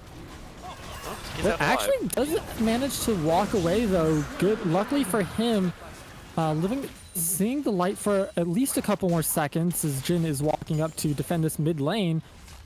Ooh, like you said, yeah, it was very confusing by Timeless, as the win conditions of each team are clear, but neither of them are playing to them. Yeah, it was a very good dive from Pekko. Unfortunately, KT. Here's another one. KT ghosting in, managing to pick up the way. That's good. That's fine. I didn't want to be a color commentator anyway. Thanks, game. Thanks. Sorry. Thanks. Apparently, ADD wishes to hear more of you and less of me at the moment. Okay, speed round. Pekko did a really good job of getting out of Yellow Swag, but once Yellow Swag went down, there was no actual damage from the blue side in order to win that fight. Boom. All right, go. Yeah, I mean, yeah, Bane hasn't come online yet. Here's another flag and drag into Cataclysm, and Bane is just going to die here to Jin. There is no getting out. And these teams are just trading back and forth kills. It's an ARAM. It's an ARAM. It's an ARAM. As YOLO Swag does get collapsed on by Pekko and just gets deleted off the map. Good for them, but Pekko is struggling now. It's very low. Does get taken out. Just let it... Oh, just barely goes down. Watcher getting a lot of healing, and that's just going to be a stun onto Ubiss. Does he live? He does live for just a few more seconds, but oh, not enough. As over the top, the Senna ult, not quite enough damage to take out Watcher. Now it's 4v1, and it's slowly and steadily climbing in favor of EOD. This chaos is where they thrive. They thrived in the chaos of Game 1. Games 2 and 3 felt a little bit more measured, and now Game 4, this chaos coming back and favoring them quite heavily. Yeah, I mean, it's pretty telling right now that even though they are, that ADD, the blue side here, are operating nearly perfectly when it comes to finding Yellow Swag and deleting Yellow Swag from the game, that even with that advantage, they still do not have enough to win these fights. The damage isn't quite there anywhere else. Bane is barely on an item at this point. Mid lane for KT, sure, is great for assisting Pekko in killing the enemy backline, but once we get into the rough and tough of a fight, I mean, we had the Galio changes. It pushed him more towards the tank playstyle. Sure, he still does some damage, but not enough to win a team fight. And the other members for EOD are bulky enough now. I mean, we're 2 items on the Watcher. Timeless has got the Seraph's Embrace. And there are just options here that, yeah, Yellow Swag's the biggest threat, but he's not the only threat right now. And with the... No. And with the Galio Camille, you can guarantee 1 threat gone. You can't guarantee any more than that. And this Senna's just a little too far behind right now. You said it only sitting on 1 item, 05 into 104 That is a CS. 4K difference in 80K areas Yeah, right now. But I mean, Timeless is really struggling here. Does manage a good stun onto Pekko, making sure that they live, but on the opposite side... So is that Baron? Actually taking a... That's going to be Baron for him, but Timeless having to flash away. Like, guys, you have a Jin 80 carry. You don't deal damage. Yeah, this is very confusing. Pekko does actually die to the Syndra outplay button, though, so maybe something good coming out of this Watcher. Ooh, but YOLO Swag is getting soloed out by... Well, not soloed. KT putting out some damage onto him, but not enough. Timeless. Timeless is TPing in, and I mean, that's just it. That's it right there. Ubiss is the only one left. Didn't even manage to take out the Jin, and that's now Baron. There's no denying that that's their Baron now. There's no shot that the team with the Jin 80 carry is their main damage threat started a Baron, attempted to sneak it, were discovered, and then won anyway. That just can't be the world we inhabit, can it? Twitch chat, you can't see me, but my head is in my hands right now with just how... I don't even have words for how insane this is right now. I'm just... Yeah. I got a feeling we're going to game 5, ladies and gentlemen. It's... Jin ADC does not take Baron, ladies and gentlemen. Doesn't matter. Apparently it does. What do we know? We're just commentators. Yeah. But resetting on the map, all 5 members of EOD have Baron. There's been no turrets taken by ADD. They have... it's an 8,000 gold lead, almost 9,000 gold lead in favor of EOD. Peko is very strong, just not able to delete the members they need to right now. Did die to the Syndra ultimate, as I like to deem it, the Syndra outplay button, as Baron was being taken. And it's a Mountain Soul. It is a Mountain Soul. And they're getting Soul Point right now. They love this because this just helps them survive just that little bit longer against the low damage comp of ADD. Yeah, I mean, I don't even know this game's gonna go long enough to see Soul at this point.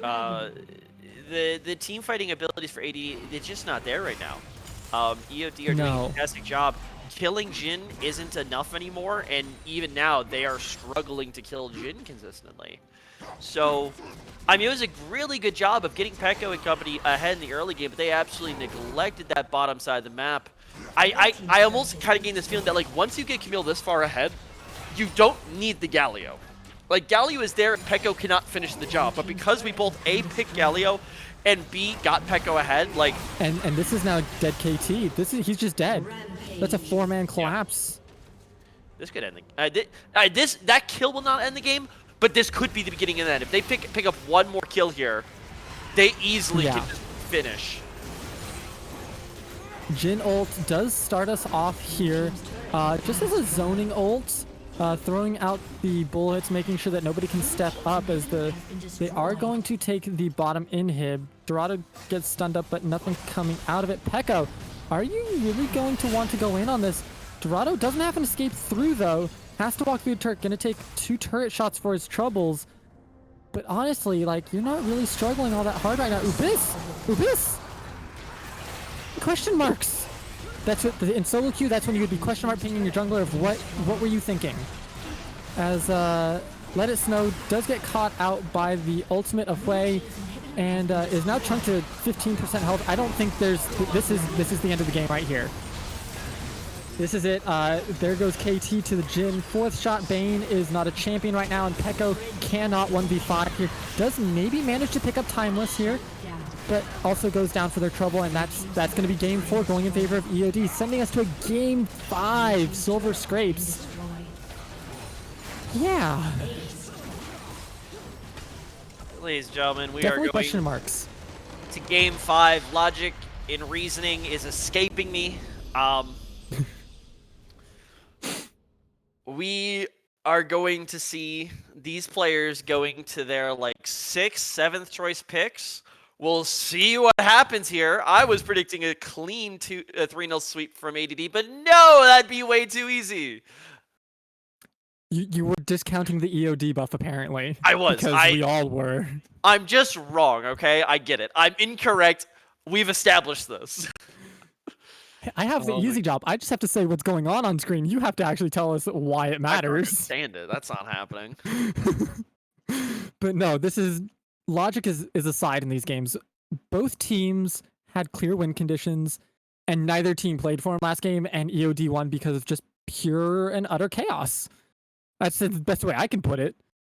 And so we're going to step aside here, try to fit whatever gray matter we have left back inside our skulls for game 5 draft, and we'll see when we accomplish that task.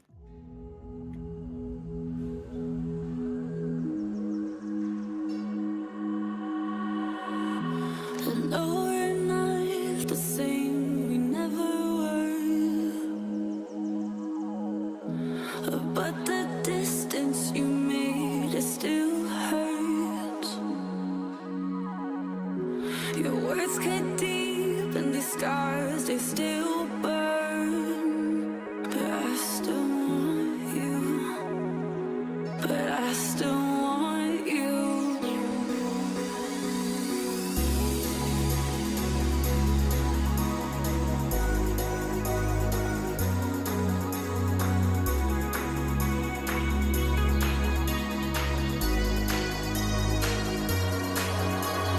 I know you feel the pressure to keep me away from you, and I don't know any better, so I run right back to you.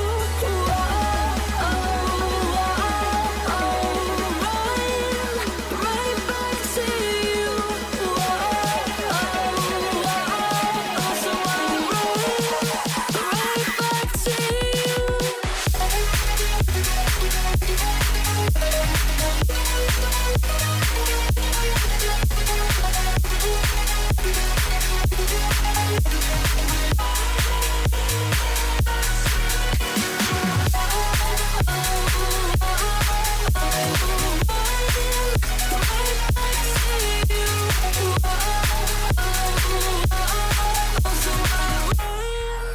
Right back to you.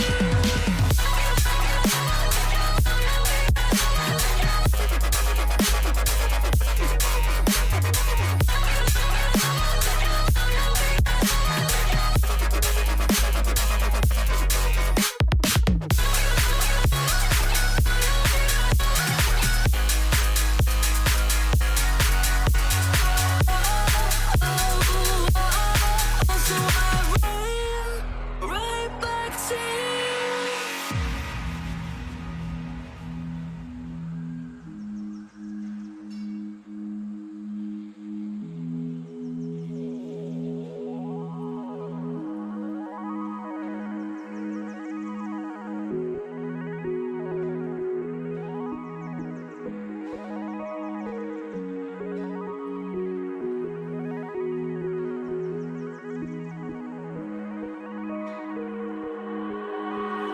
I know you feel the pressure to keep me away from you, and I don't know any better, so I run right back to you. Whoa, run right back to you. Whoa, so I run right back to you.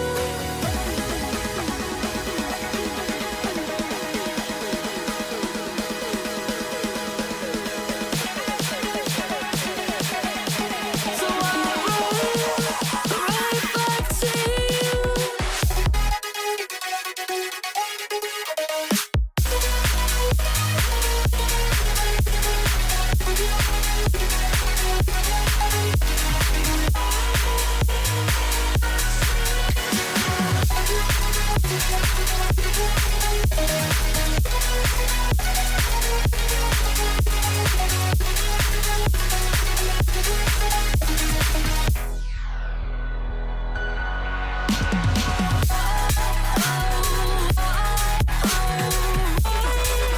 Right back to you. So I run right back to you.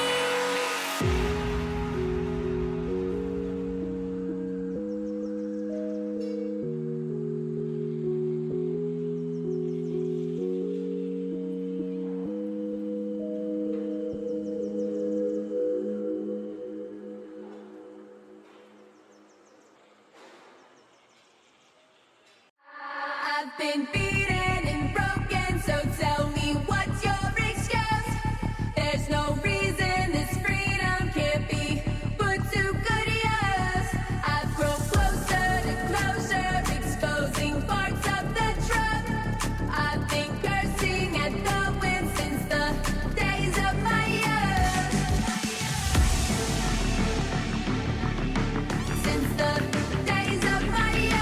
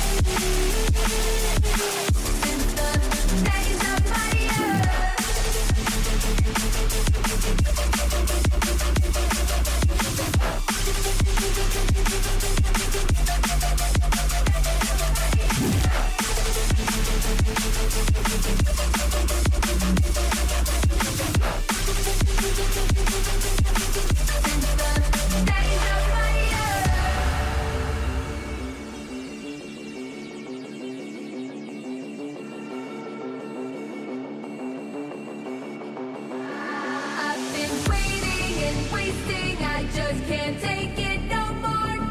There's a burning inside me and I'm losing control. I've been lost in the darkness, but now I'm seeing the truth. I've been cursing at the wind since the days of my youth. I've been waiting and waiting since the days of my youth. Days of my youth.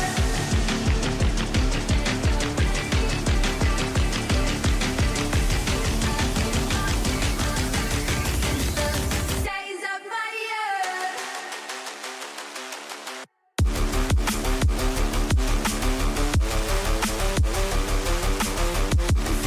The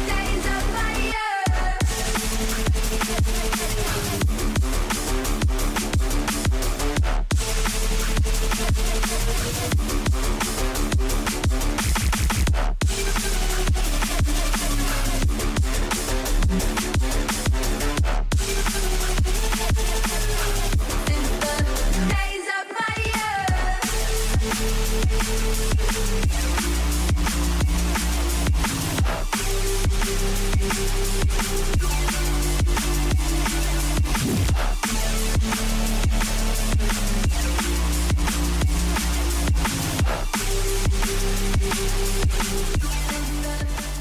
Welcome back, ladies and gentlemen, to, I guess it's a game 5. I don't know at this point. This is beyond all logic and reasoning, but it's EOD versus ADD. If you're just joining us, we don't know what's going on at this point because we're just casters and we don't know jack shit about this game, apparently. Yeah, no, this game's been wild. Every single time. I would like to point out, we also have cut directly to this screen because we do not currently have a graphic to show how many champions are not pickable. Because reminder, this is game 5 of a Fearless series. So there are currently 40 champions, 20 aside, that cannot be selected going into this game, which means a lot of players are going to be on their like 5th, 6th, 7th best. If you're getting like triple banned, your 8th best champion. What are they going to play? I don't even know if they know. This is the beauty of best of 5. So we have a brilliant idea. If anybody from Riot Games is watching, it's the what is it? The Risen Fearless Draft Best of 5 bundle. Yeah. Because these players need to just be slamming their credit cards on the table to get more champions because Yeah, there's only that was our theory as to why it took so long between Game 4 and Game 5. We're convinced players are either Googling how to play new champions or they are currently getting their credit cards to put into the client to acquire champions to make sure they have a deep enough pool to play in this game number 5. bold of us to assume, though, that they don't already have it in the client, though, saved. True. As Lee Sin is being hovered for EOD, this is one of the available champions. It was played by ADD in Game 2. Locked in. But in Game... It is locked in, so... We'll have to see where this goes, because this can go many different ways. Yeah, I mean, it's probably going to go jungle. I assume you mean like... I would assume... Okay. Well, to be fair, if they're expecting a colleague could come out the other way, that could be an option. It looks like, yeah, it's just going to be a straight-up trade of some powerful champions. Lucian for Lee Sin. Very against the grain for what we've seen out of AEOD's jungler. I mean, literally started the series with a Game 1 B1 of Mumu. Mumu Sejuani, Echo, as Mumu Sejuani, Vi, and J4. Milia Lucian is going to be what makes the transition over. This time to the bot lane, to the ADD bot lane, who haven't been having the greatest night so far. That's over to Bane and Let It Snow. Yeah, they've been struggling in these early stages where this bot lane has to shine. And we saw that even when it does shine, it does not guarantee you a game win. Because they lost in Game 3 with this, EOD did. So I'm already hesitant about ADD's draft as Nautilus is picked up on EOD's side. I'm getting flashbacks to when Nautilus was picked into Lucian Melio and we refused to press the Nautilus R on the Lucian. Please, for the love of all that is holy, press R on the Lucian, and it might just be enough. Yes, but it is paired with a Zaya. Yeah, it's an ADC that's left up on the board at this point. I mean, I like It's it. not bad. Yeah, this is kind It's of the pick that I've been waiting for out of YOLO the entire night at this point. It's like the ultimate Uzi kind of champion. It's an 80 carry that can self peel, especially Yeah. like against something like a Jax. If we get to a point where YOLO swag is looking good, it's going to be next to impossible to kill him. If there's a solid team around him. Now the fact that we have Lee Sin already, who is a very situational, like needs to have a good early game jungle to really stick around. That's kind of scary, but I mean, I like the idea. Yeah, I mean, and whenever you say that, he needs that kind of self-peel, because last game we saw how much he struggled even on this Jhin. He got collapsed on a lot and died quite a few times. And throughout the series, he's been picked off quite a few times. So with that, it is good that he has that self-peel post 6. But So Fiora and Rumble taken off the board. I was about to say, the fact that we see a Rumble ban means that EOD are not entirely certain that this is going to be a Jax top lane. Could be still the Jax jungle. So this could be going to either Ubis or Pekko. I'm sure we're not going to know until the very end. So I expect a And mid depending on lane what's picked, pick maybe here. not even then. Yeah, if they want to keep the ambiguity going, they have to pick mid lane on R4, which would potentially give Pekko the counter on R5, which is exactly what he needs, I think, if this is going to be a Jax in the jungle. Definitely need an AP mid laner here, though. Yes, you definitely are lacking in AP on both sides. Both Yeah, sides are lacking in AP. Also lacking a true engage now for ADD. Corki, okay. Okay, So I'm not. It's not terrible. I mean, it adds some decent AP, some good poke as a Nivea. that's an interesting one. And if you're mid lane into the Corki, I mean, Corki's not really going to be able to fight you in the early stages. You're going to be able to wave clear right back. Yeah. And Lucian does need to somewhat close the gap in order to be a decent team fighter. Xayah and Nivea create a nice zone of control in front of the team if it comes down to it.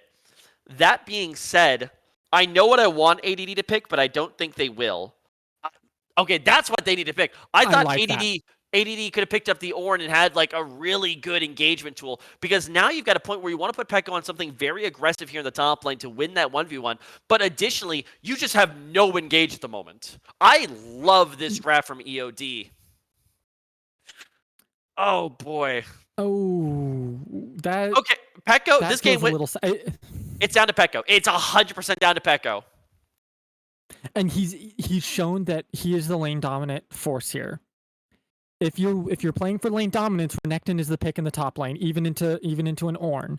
Yeah. But like you said, this team is lacking engage, so you're relying on the Corki to dish out some early poke damage, so that whenever the engage does come through from EOD, they're already sitting at less effective health than you are after those Corki rockets come through. And you have to have some beautiful flanks from Pekko, which he has had in this series. So I'm not like, oh, this is a terrible pick. It is feeling a little flat just because there is no engage from that composition. Yeah, and this really does get into the difficulties of Fearless. I mean, you really can't prep this many options, especially at this level of play where there's not really coaching staffs or anything much around the players. Every single game, they're mostly just being asked, "What do you want to play today?" I dislike it. Maybe it's because Ubis. I'm trying to think how I would quote unquote fix this draft. Like I said, Juwani in the jungle here actually would make this comp look great, but then you only have the one melee. But long story short, I love EOD's comp because it is very front to back team fighty. I think it plays very well with what they want to do. They have engage options. They have the ability to start fights when they need to. Lee Sin Watcher is a bit of a question mark for me, but hey, we haven't seen it yet. Maybe there's a reason why it's been held till the last moment. But yeah, ADD, they need to do something here early. Pekka Ubis have to win this game just like hardcore. KT can have a great game. That would help out quite a bit. His roaming post package is probably going to be what really turns the game one way or another. But if you allow YOLO and Mini... does this say Minimus? Yeah, it's the same. It's been doing that all series. Oh, That is okay, the cool. same. It is In Melody. Melody. Yeah. I was about to say YOLO and Melody in the bot lane. If you allow them to dictate this game to the point where Timeless is able to come in, and then you have Orin items and Watcher on the Lee Sin to help kind of facilitate that fight, move the Renekton and the Jax around. This is going to be a game. And at this point, we're in best of one territory. Whoever wins this game goes through. And if there's one thing we've seen, it's that at any point, either team could win a single game here. Yeah, I mean, we have seen on different sides of the map winning. Pekko always wins top side. But on the other side, it feels like YOLO and Melody are winning constantly on the bot side.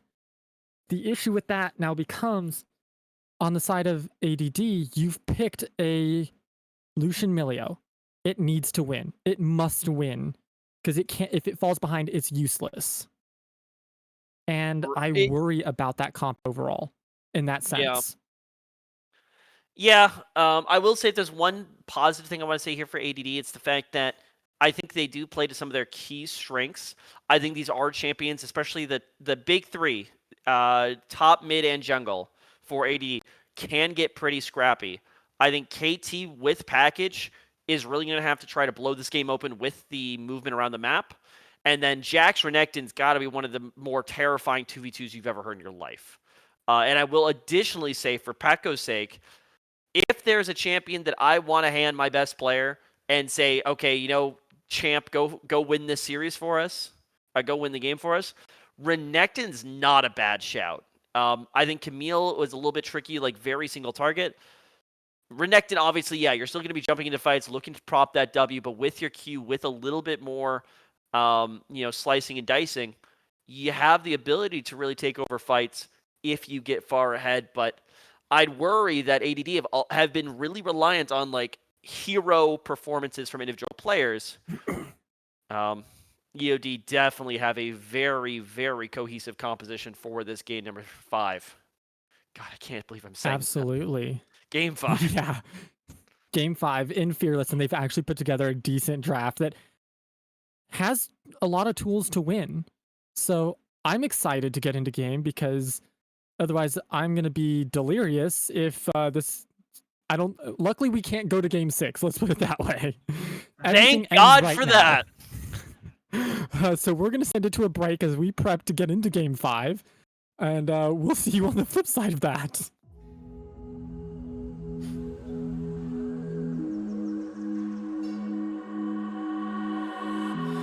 No, we're not the same, we never were.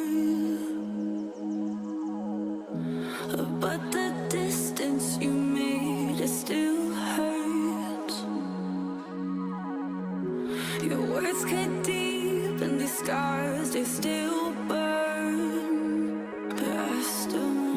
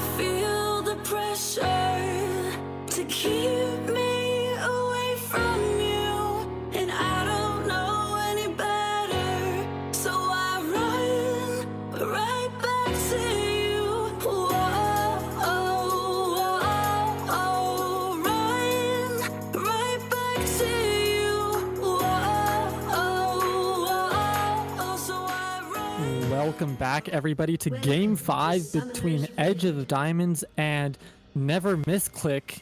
And we didn't expect to get here, but it's another spicy start to Game 5. Edge of Diamonds looking to put in some work here on the bot side with a 5-man stack. Getting spotted out on the ward though. Emilio maybe in a bad position though, doesn't get spotted, and it looked like they're just going to get wards down. As, yeah, Watcher's going to walk back out, thinking about taking the blue buff, but not going to happen. No, they wouldn't do that without knowing where the opposition was. Especially in a Game 5 scenario.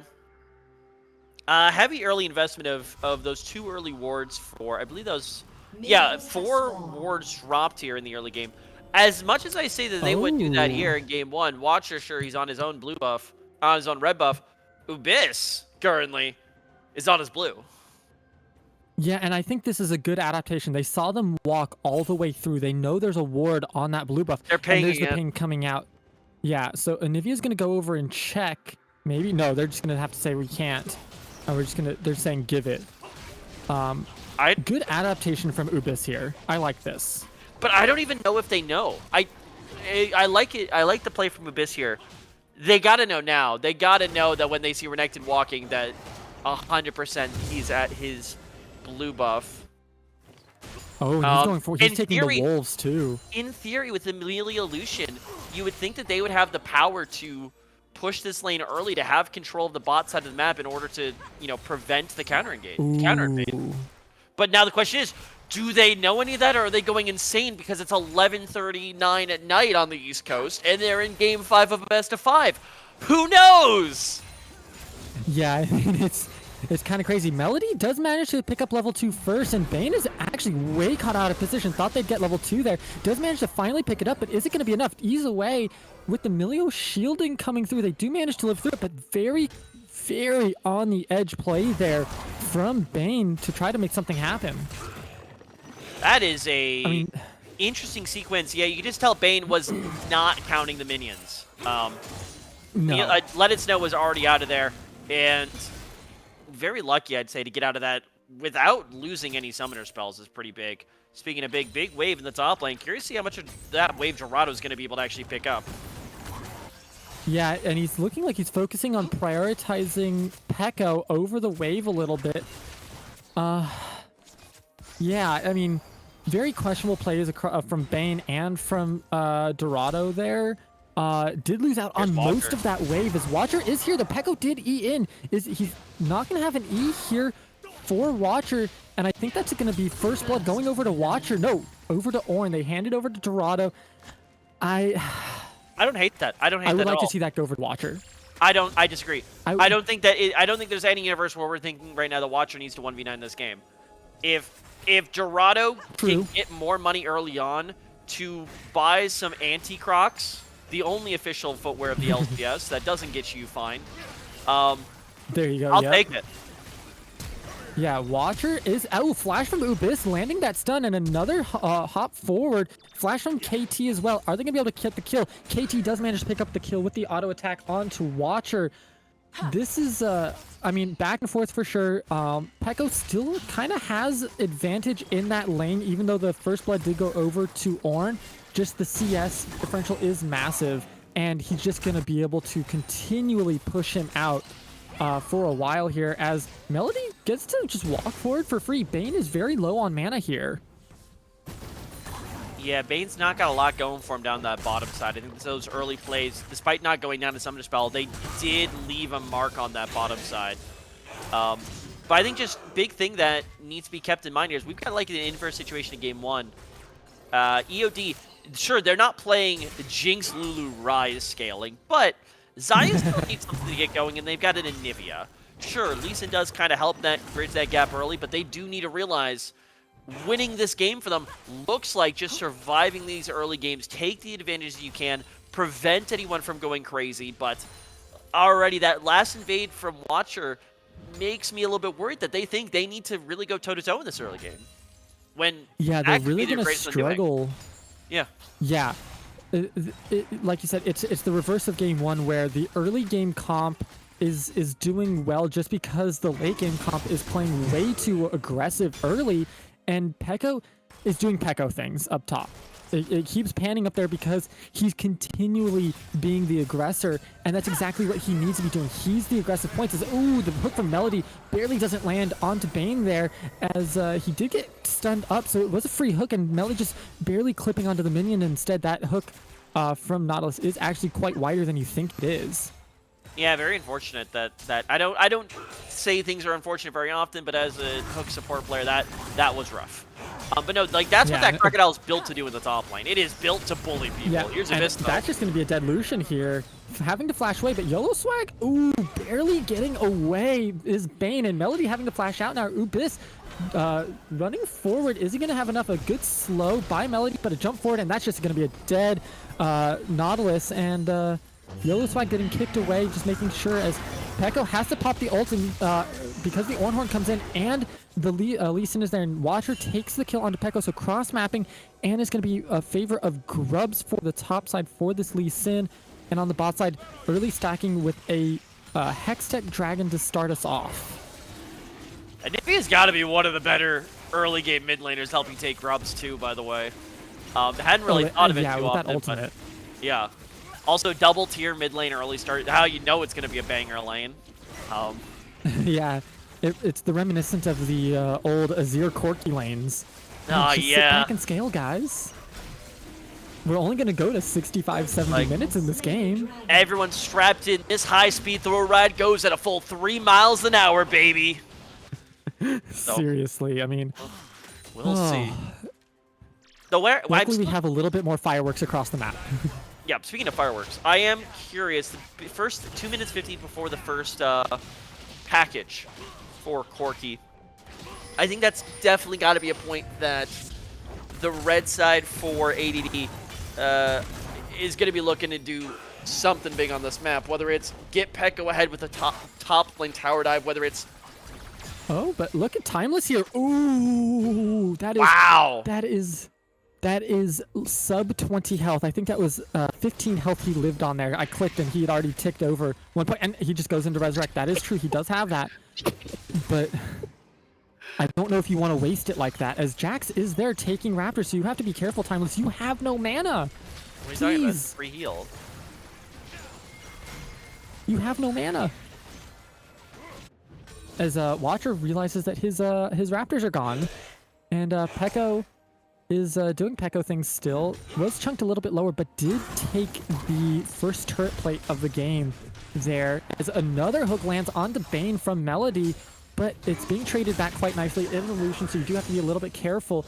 Good stun by Peko, making sure there is no follow-up damage from the Ornn. Ornn still puts out a surprising amount of damage, even though they've tried to tap it over the past few years. He's just too good of a champion. Yeah, but I mean, it's all the trade-offs. It's what you have now. You potentially give up a bit later. Yeah, I mean, this probably does look rough, but I will say this is still a very good position for Dorado right now. Peko is doing nowhere near the amount of domination he typically does in this lane. Yeah, I think if this was like a game 2 matchup, it may have gone more in favor of EOD. Oh lordy, I don't know why we didn't see it sooner. I just looked at mid lane CS and the mid lane gold. That's where the gap is currently. Oh wow, that's a 30 CS lead. Hell, that's a quiet 30 CS lead. Yeah. Yeah. That's a 30 and CS it's a cold. with a cold. That's a cold matchup too. That's actually huge. Without actually even thinking about it, that is massive, because whenever you have this cold, so that's an extra what, 350 gold off of that. 350. As well as the 100 that you get for stacking it up every time. So it's 450 swing. When you sell it, you get a little bit back, and that's a bigger lead than I expected. I'm kind of caught off guard by that. Yeah, it's just been really good farming from KT. Yeah, I mean, like we were joking. He's like, at a perfect 10 CS a minute right now. That's exactly what you need. He's dropping just slightly behind 10 CS a minute right now.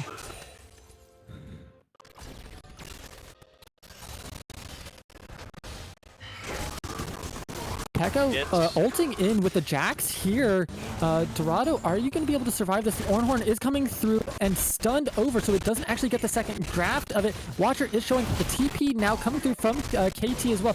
Pekko is not going to go down, flashes away at the last second, so Watcher has to jump away, but nothing going to come of it. The turret shot is going to hit Pekko instead of Ubis for that last one, and it's a 2-for-0 in favor of ADD with Anivia now showing up. Is it going to be enough, though?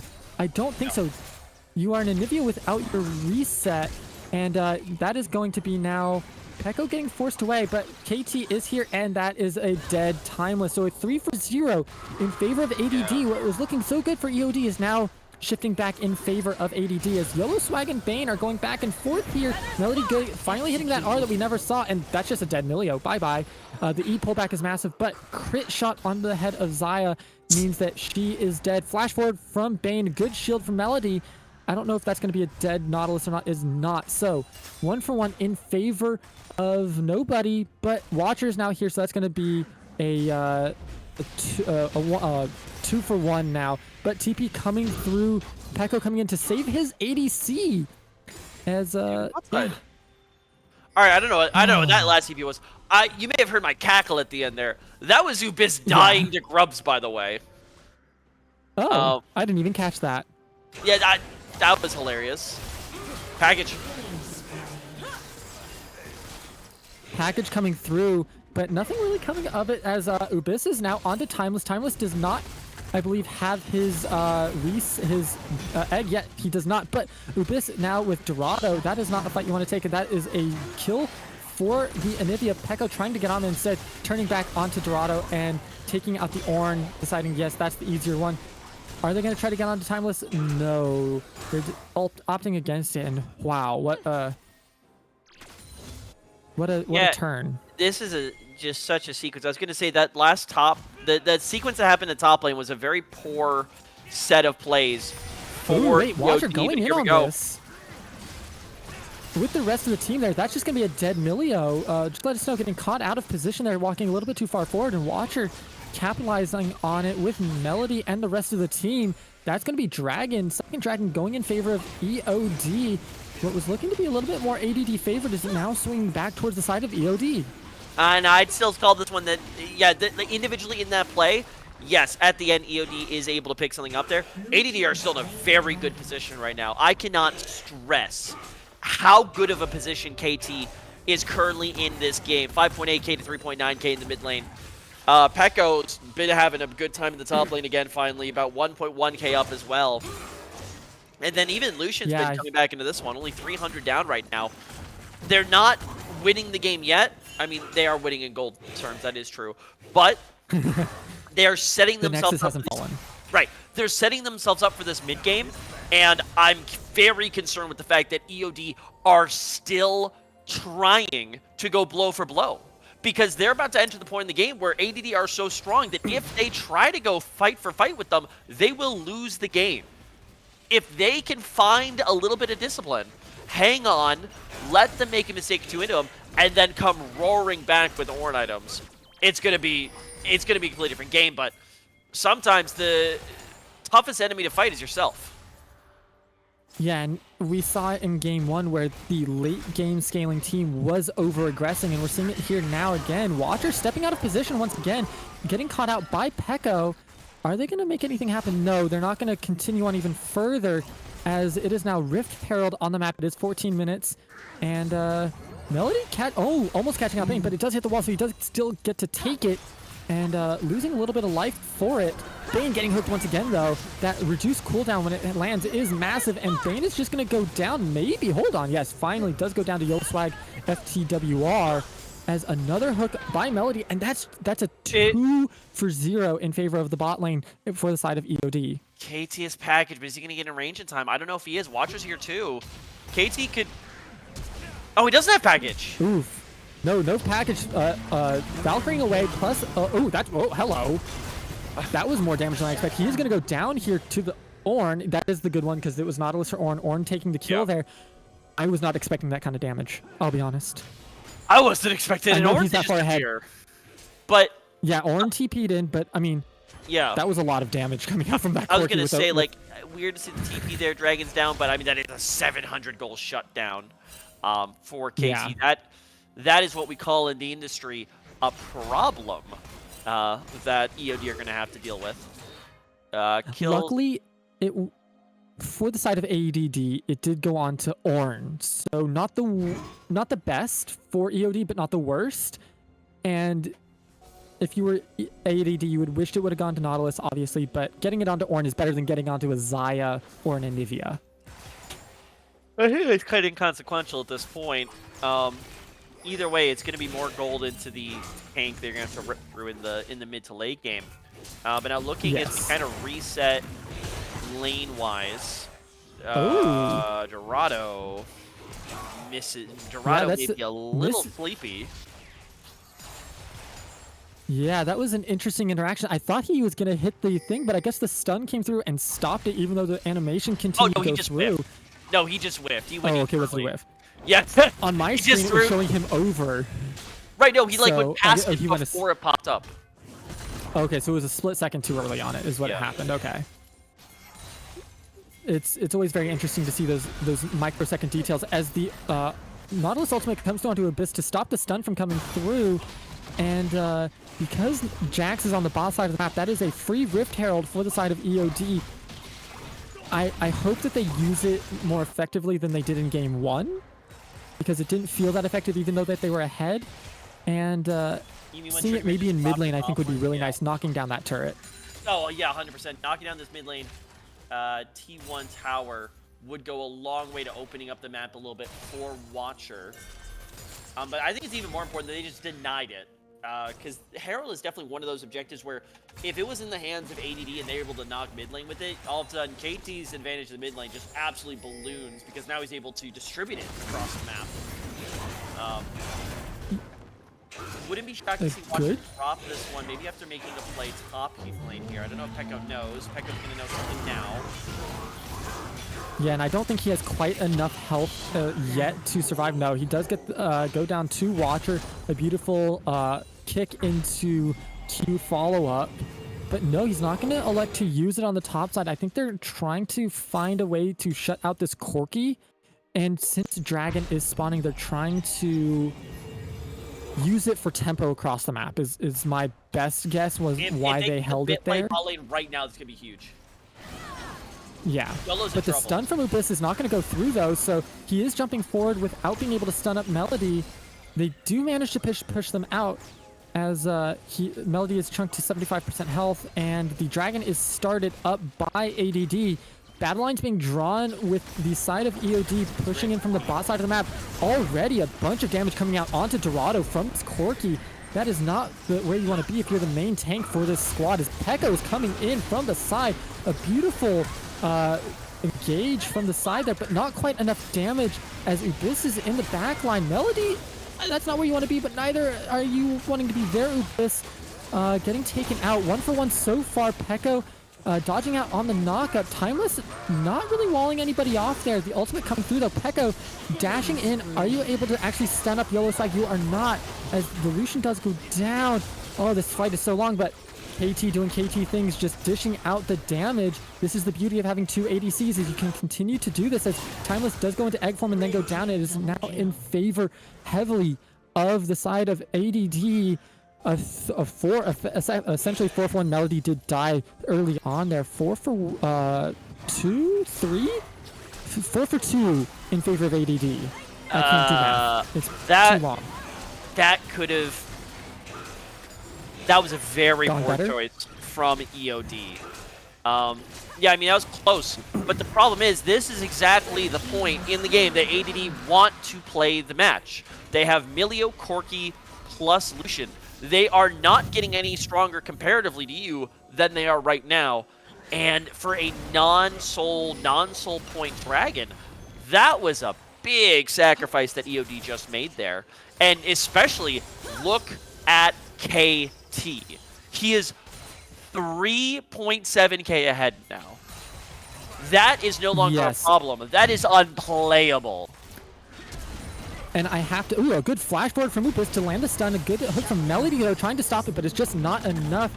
The E pullback from Zaya is going to stun them up, and it might land a kill in favor of ADD to make it a 1-for-1, but I don't know. So far, it's looking in favor with now just a little, just let us know, coming through to heal everybody up. Watcher is off to the side, but because of the TP bot side, now Renekton gets free time on the top turret to get first turret blood.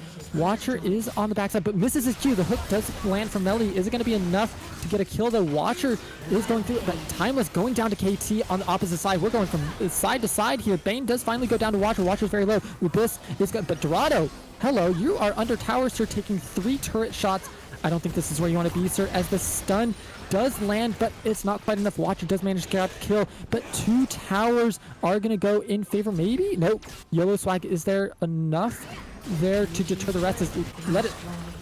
I don't know at this point. I don't know what he's doing. I don't know. I don't know. I think it's the Game 5 Delirium, and I'm at a loss for words on that one. Everyone in this why game walk up? is ready for bed. They are EP, they are going honk schnoo, and they are ready for bed. So are we. But yeah, I will say that felt very desperate out of ADD. No, ADD are, yeah, okay. Brain's catching up here. That was very desperate out of EOD. I don't know what they're looking for on that bot side once YOLO went down. Giving up those top towers is not what you want to be doing right now, and it does actually extend the lead for ADD on this red side. KT is still a problem and a half. And we are now at the point where Baron could be the game. There's a hook by Melody onto KT. Is it enough? No. Oh, hello. That was a full 100-0 by KT onto the Zaya, who has ultimate. He has 3 items. Like, Corki hurts. And no, that is an understatement of the century right there. Yeah, Timeless, your wall doesn't work against somebody who can dash. Right. Sir. Sir. Honk schnoo. Love, can I borrow that pig eye cover thing? Because I'm ready to go to bed with this eye cover thing that is very beautiful right now. That is kind of where we're at right now. I'm ready for bed. The players are ready for bed. I don't know what's going on in this game anymore. We're beyond delirium point.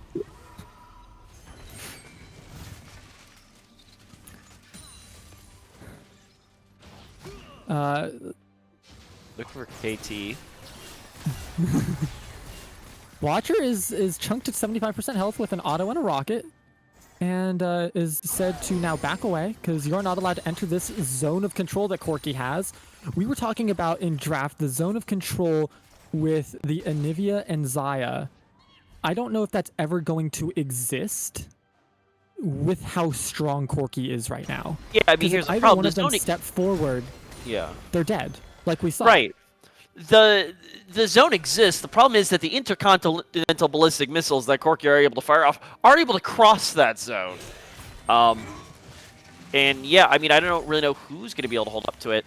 No real MR built across the board. Corki, obviously, with the Hextech munitions, you do deal quite a bit of magic damage per your passive, and there are no tanks right now that are set up to absorb that. Dorado definitely needs to diversify the build a little bit. I see the MR cloak. Potentially a quick shove out here mid. KT with the package as well. Yeah, he's zooming all around. In base. He picked up the package there, and it's the perfect timing. Dragon is spawning in 8 seconds, so Baron's on the table. Dragon spawning in 8 seconds. Timeless, you're in a bad position here, and I don't think this is where you want to be.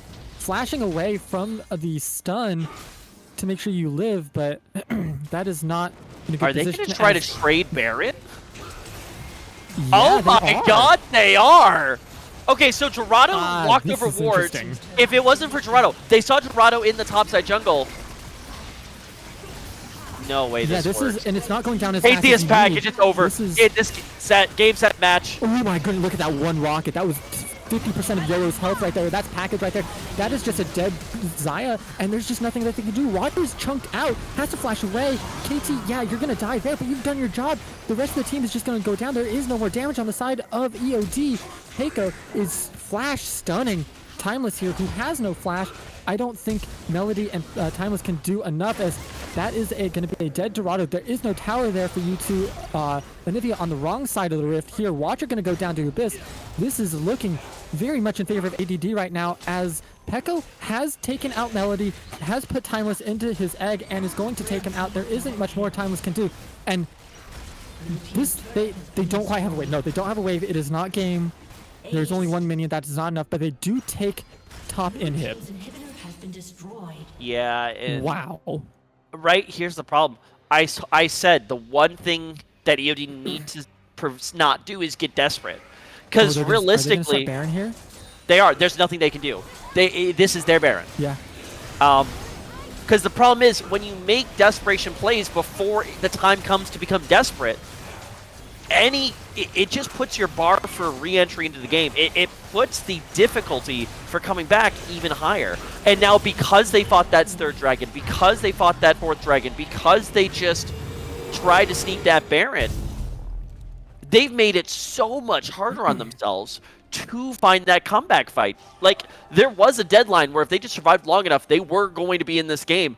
But every time they fail a desperation play, that deadline gets pushed back further and further. And we're to the point where I don't know if they'll be in the game long enough to actually attempt that comeback now. It is going to be an absolute worldy of a defense here to hold on to this game.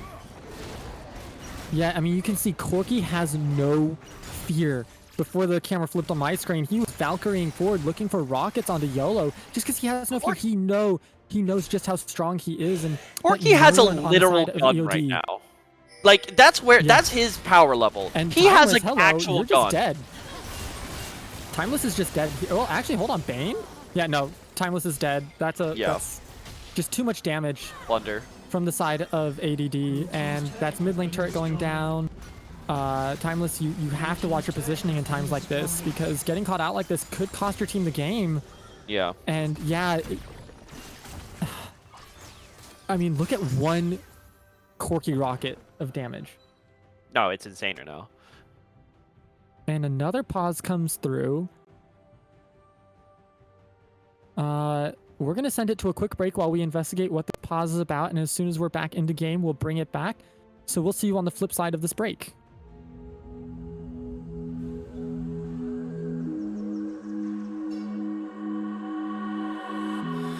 No, we're not the same, we never were. But the distance you made, it still hurts. Your words cut deep, and these scars, they still burn. But I still want you. But I still want you.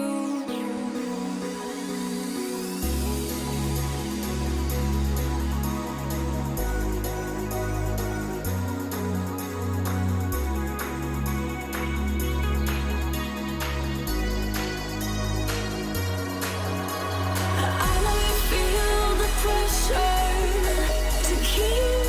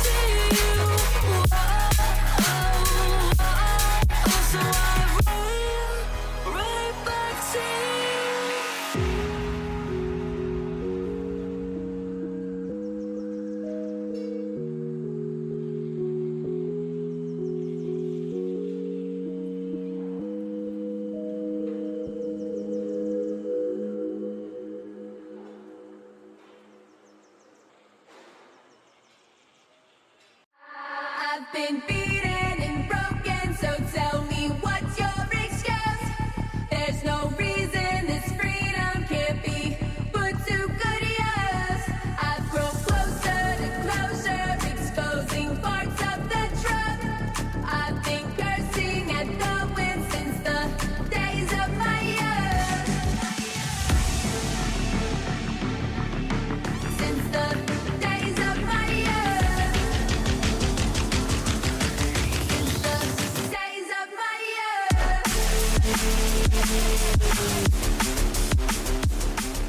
Welcome back, everybody. Everybody is back in the game. No more issues, no more pauses. Ornn ulted. As Ornn ulted and cleared the wave. Is Renekton's pushing in the bot side now, so splitting into a 3-2 split, trying to look to end this game right now. Yeah, I mean, this is going to be a good push in. I mean, with Baron plus Corki just being an absolute menace at range, it's going to be so hard to hold on to this base. And with 3 inhibitors down plus Baron, that could be the end. And now Ornn, Yes. while we were in the pause, Ornn actually blew his ultimate. So there's no counter engage tool. This is the siege to end No. the game. I think they have the ability to do so. All 3 inhibs are down. Super minions are pouring in from the top side. Corki rockets are pouring in. And you can just see how much damage they're doing. Dorado Oh my God. and Watcher below 50% health. Just off of that one is absolutely massive. Now, Just it fight. looks like this went a little bit too far. Does get caught out. And, I mean, he's still alive, but he does finally go down. Emilio healing, putting in a lot of work, though. But is it enough from EOD to hold them off a little bit more? First Nexus Tower goes down. Timeless is being chunked out. Nautilus though is going out onto Bane. Lots of healing coming through, but finally does go down. Another beautiful Nautilus hook from Melody to pick up. Just let it snow as he goes down. The game continues. They just need to let KT do all the work, and they get picked off one by one. I mean, there's not a lot of base left here, don't get me wrong. They're Hey, hold turning and on. fighting. That's Watcher just... Yeah, Pekko putting in a lot of work with KT onto Watcher. Huge amounts of rocket damage coming through. Really dissuading that fight as they're looking for more. You can tell they are. Watcher actually has to flashlight, but does not work out in his favor. He still gets caught out, and he's just dead. KT now in an awkward position, flashing away. Melody trying to catch them out, but Pekko working on YOLO right now, catching him out, and Valkyrie over the wall, making sure that he's still safe. Melody, they're caught between a rock and a hard place, or a crocodile and a Corki. That could be it. That is Melody now. That is it. That has to be it. Dorado should go down. Yeah.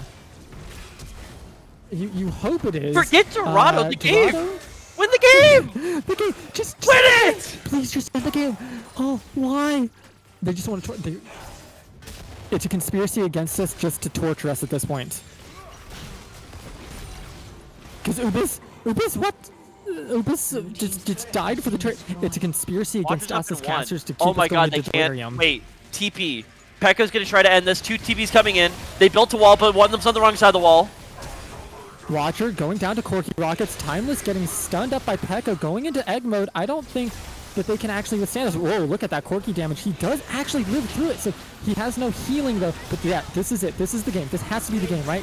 Just end the next. There we go. Finally. We can all breathe a sigh because this best of 5 is finally over. Delirium set aside. What a game. What a series from both sides. EOD's buff finally ran out, and they lost their elimination game. So now they have won. I don't even want to count at this point. I can't do math. But ADD going back for a rematch against the other EOD. Hello, Pua. The dog has come to visit me now because it's that time of night where she's just barged her way into this room. And yeah, it's delirium hours. Any last thoughts, Stevie? Absolute heartbreak for EOD. At the end, it was their panic that killed them. If they had passed up on 1 or 2 more of those fights, prevented KTnology from just absolutely going to the moon like he was Bitcoin. Like they could win that series. So I think there's a lot they can pull away here. Like, I had this as a 3-0 sweep the entire time. I didn't think there was a chance EOD was going to do anything. Power to EOD to come within maybe a few different decisions changes the outcome of the series. Never Misclick has their work cut out for them. Eaters of Dirt are a solid team. Now, whether that's because we're rigging the league or not, who am I to say that the answer is yes? But Never Misclick certainly had a little bit of daylight still left, and there were chinks in the armors that if they do not address before the finals are going to make life a living hell in that final series. But they got time, and I am looking forward to that series. Absolutely. I mean, what a banger of a series this was. Chinks in the armor, for sure. And I mean, wow. Never Misclick barely eking it out. That game 5 was an absolute just masterclass of Corky. Absolutely going insane. Oh my god, this guy's definitely damage. I just looked at the damage charts. He did 46k. The highest member on blue side was 27. Jeez, that's almost double. But I mean, that's the kind of stats that we're looking for to go into this final with. Like, it's going to be an absolute banger of a series, and I don't have anything else to say. Thank you, Stevie, for joining me tonight for what a delirious episode-filled fun time of a best of 5 this was. Wookie, thank you for producing for us, and for all of you at home, thank you for sticking with us for this insane series. That's all from us for tonight, and we'll catch you next week for the finals between the other EOD, little OD, what is it? Eaters of Dirt. Eaters of Dirt. Eaters of Dirt versus Never Misclick, a repeat of the upper bracket semifinal that just happened to put Never Misclick down here. So we'll see you then. And we're going to log off because we're exhausted.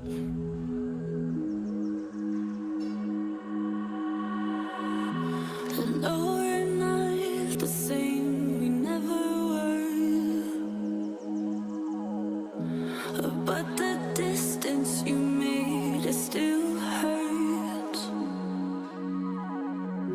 Your words cut deep and the scars, they still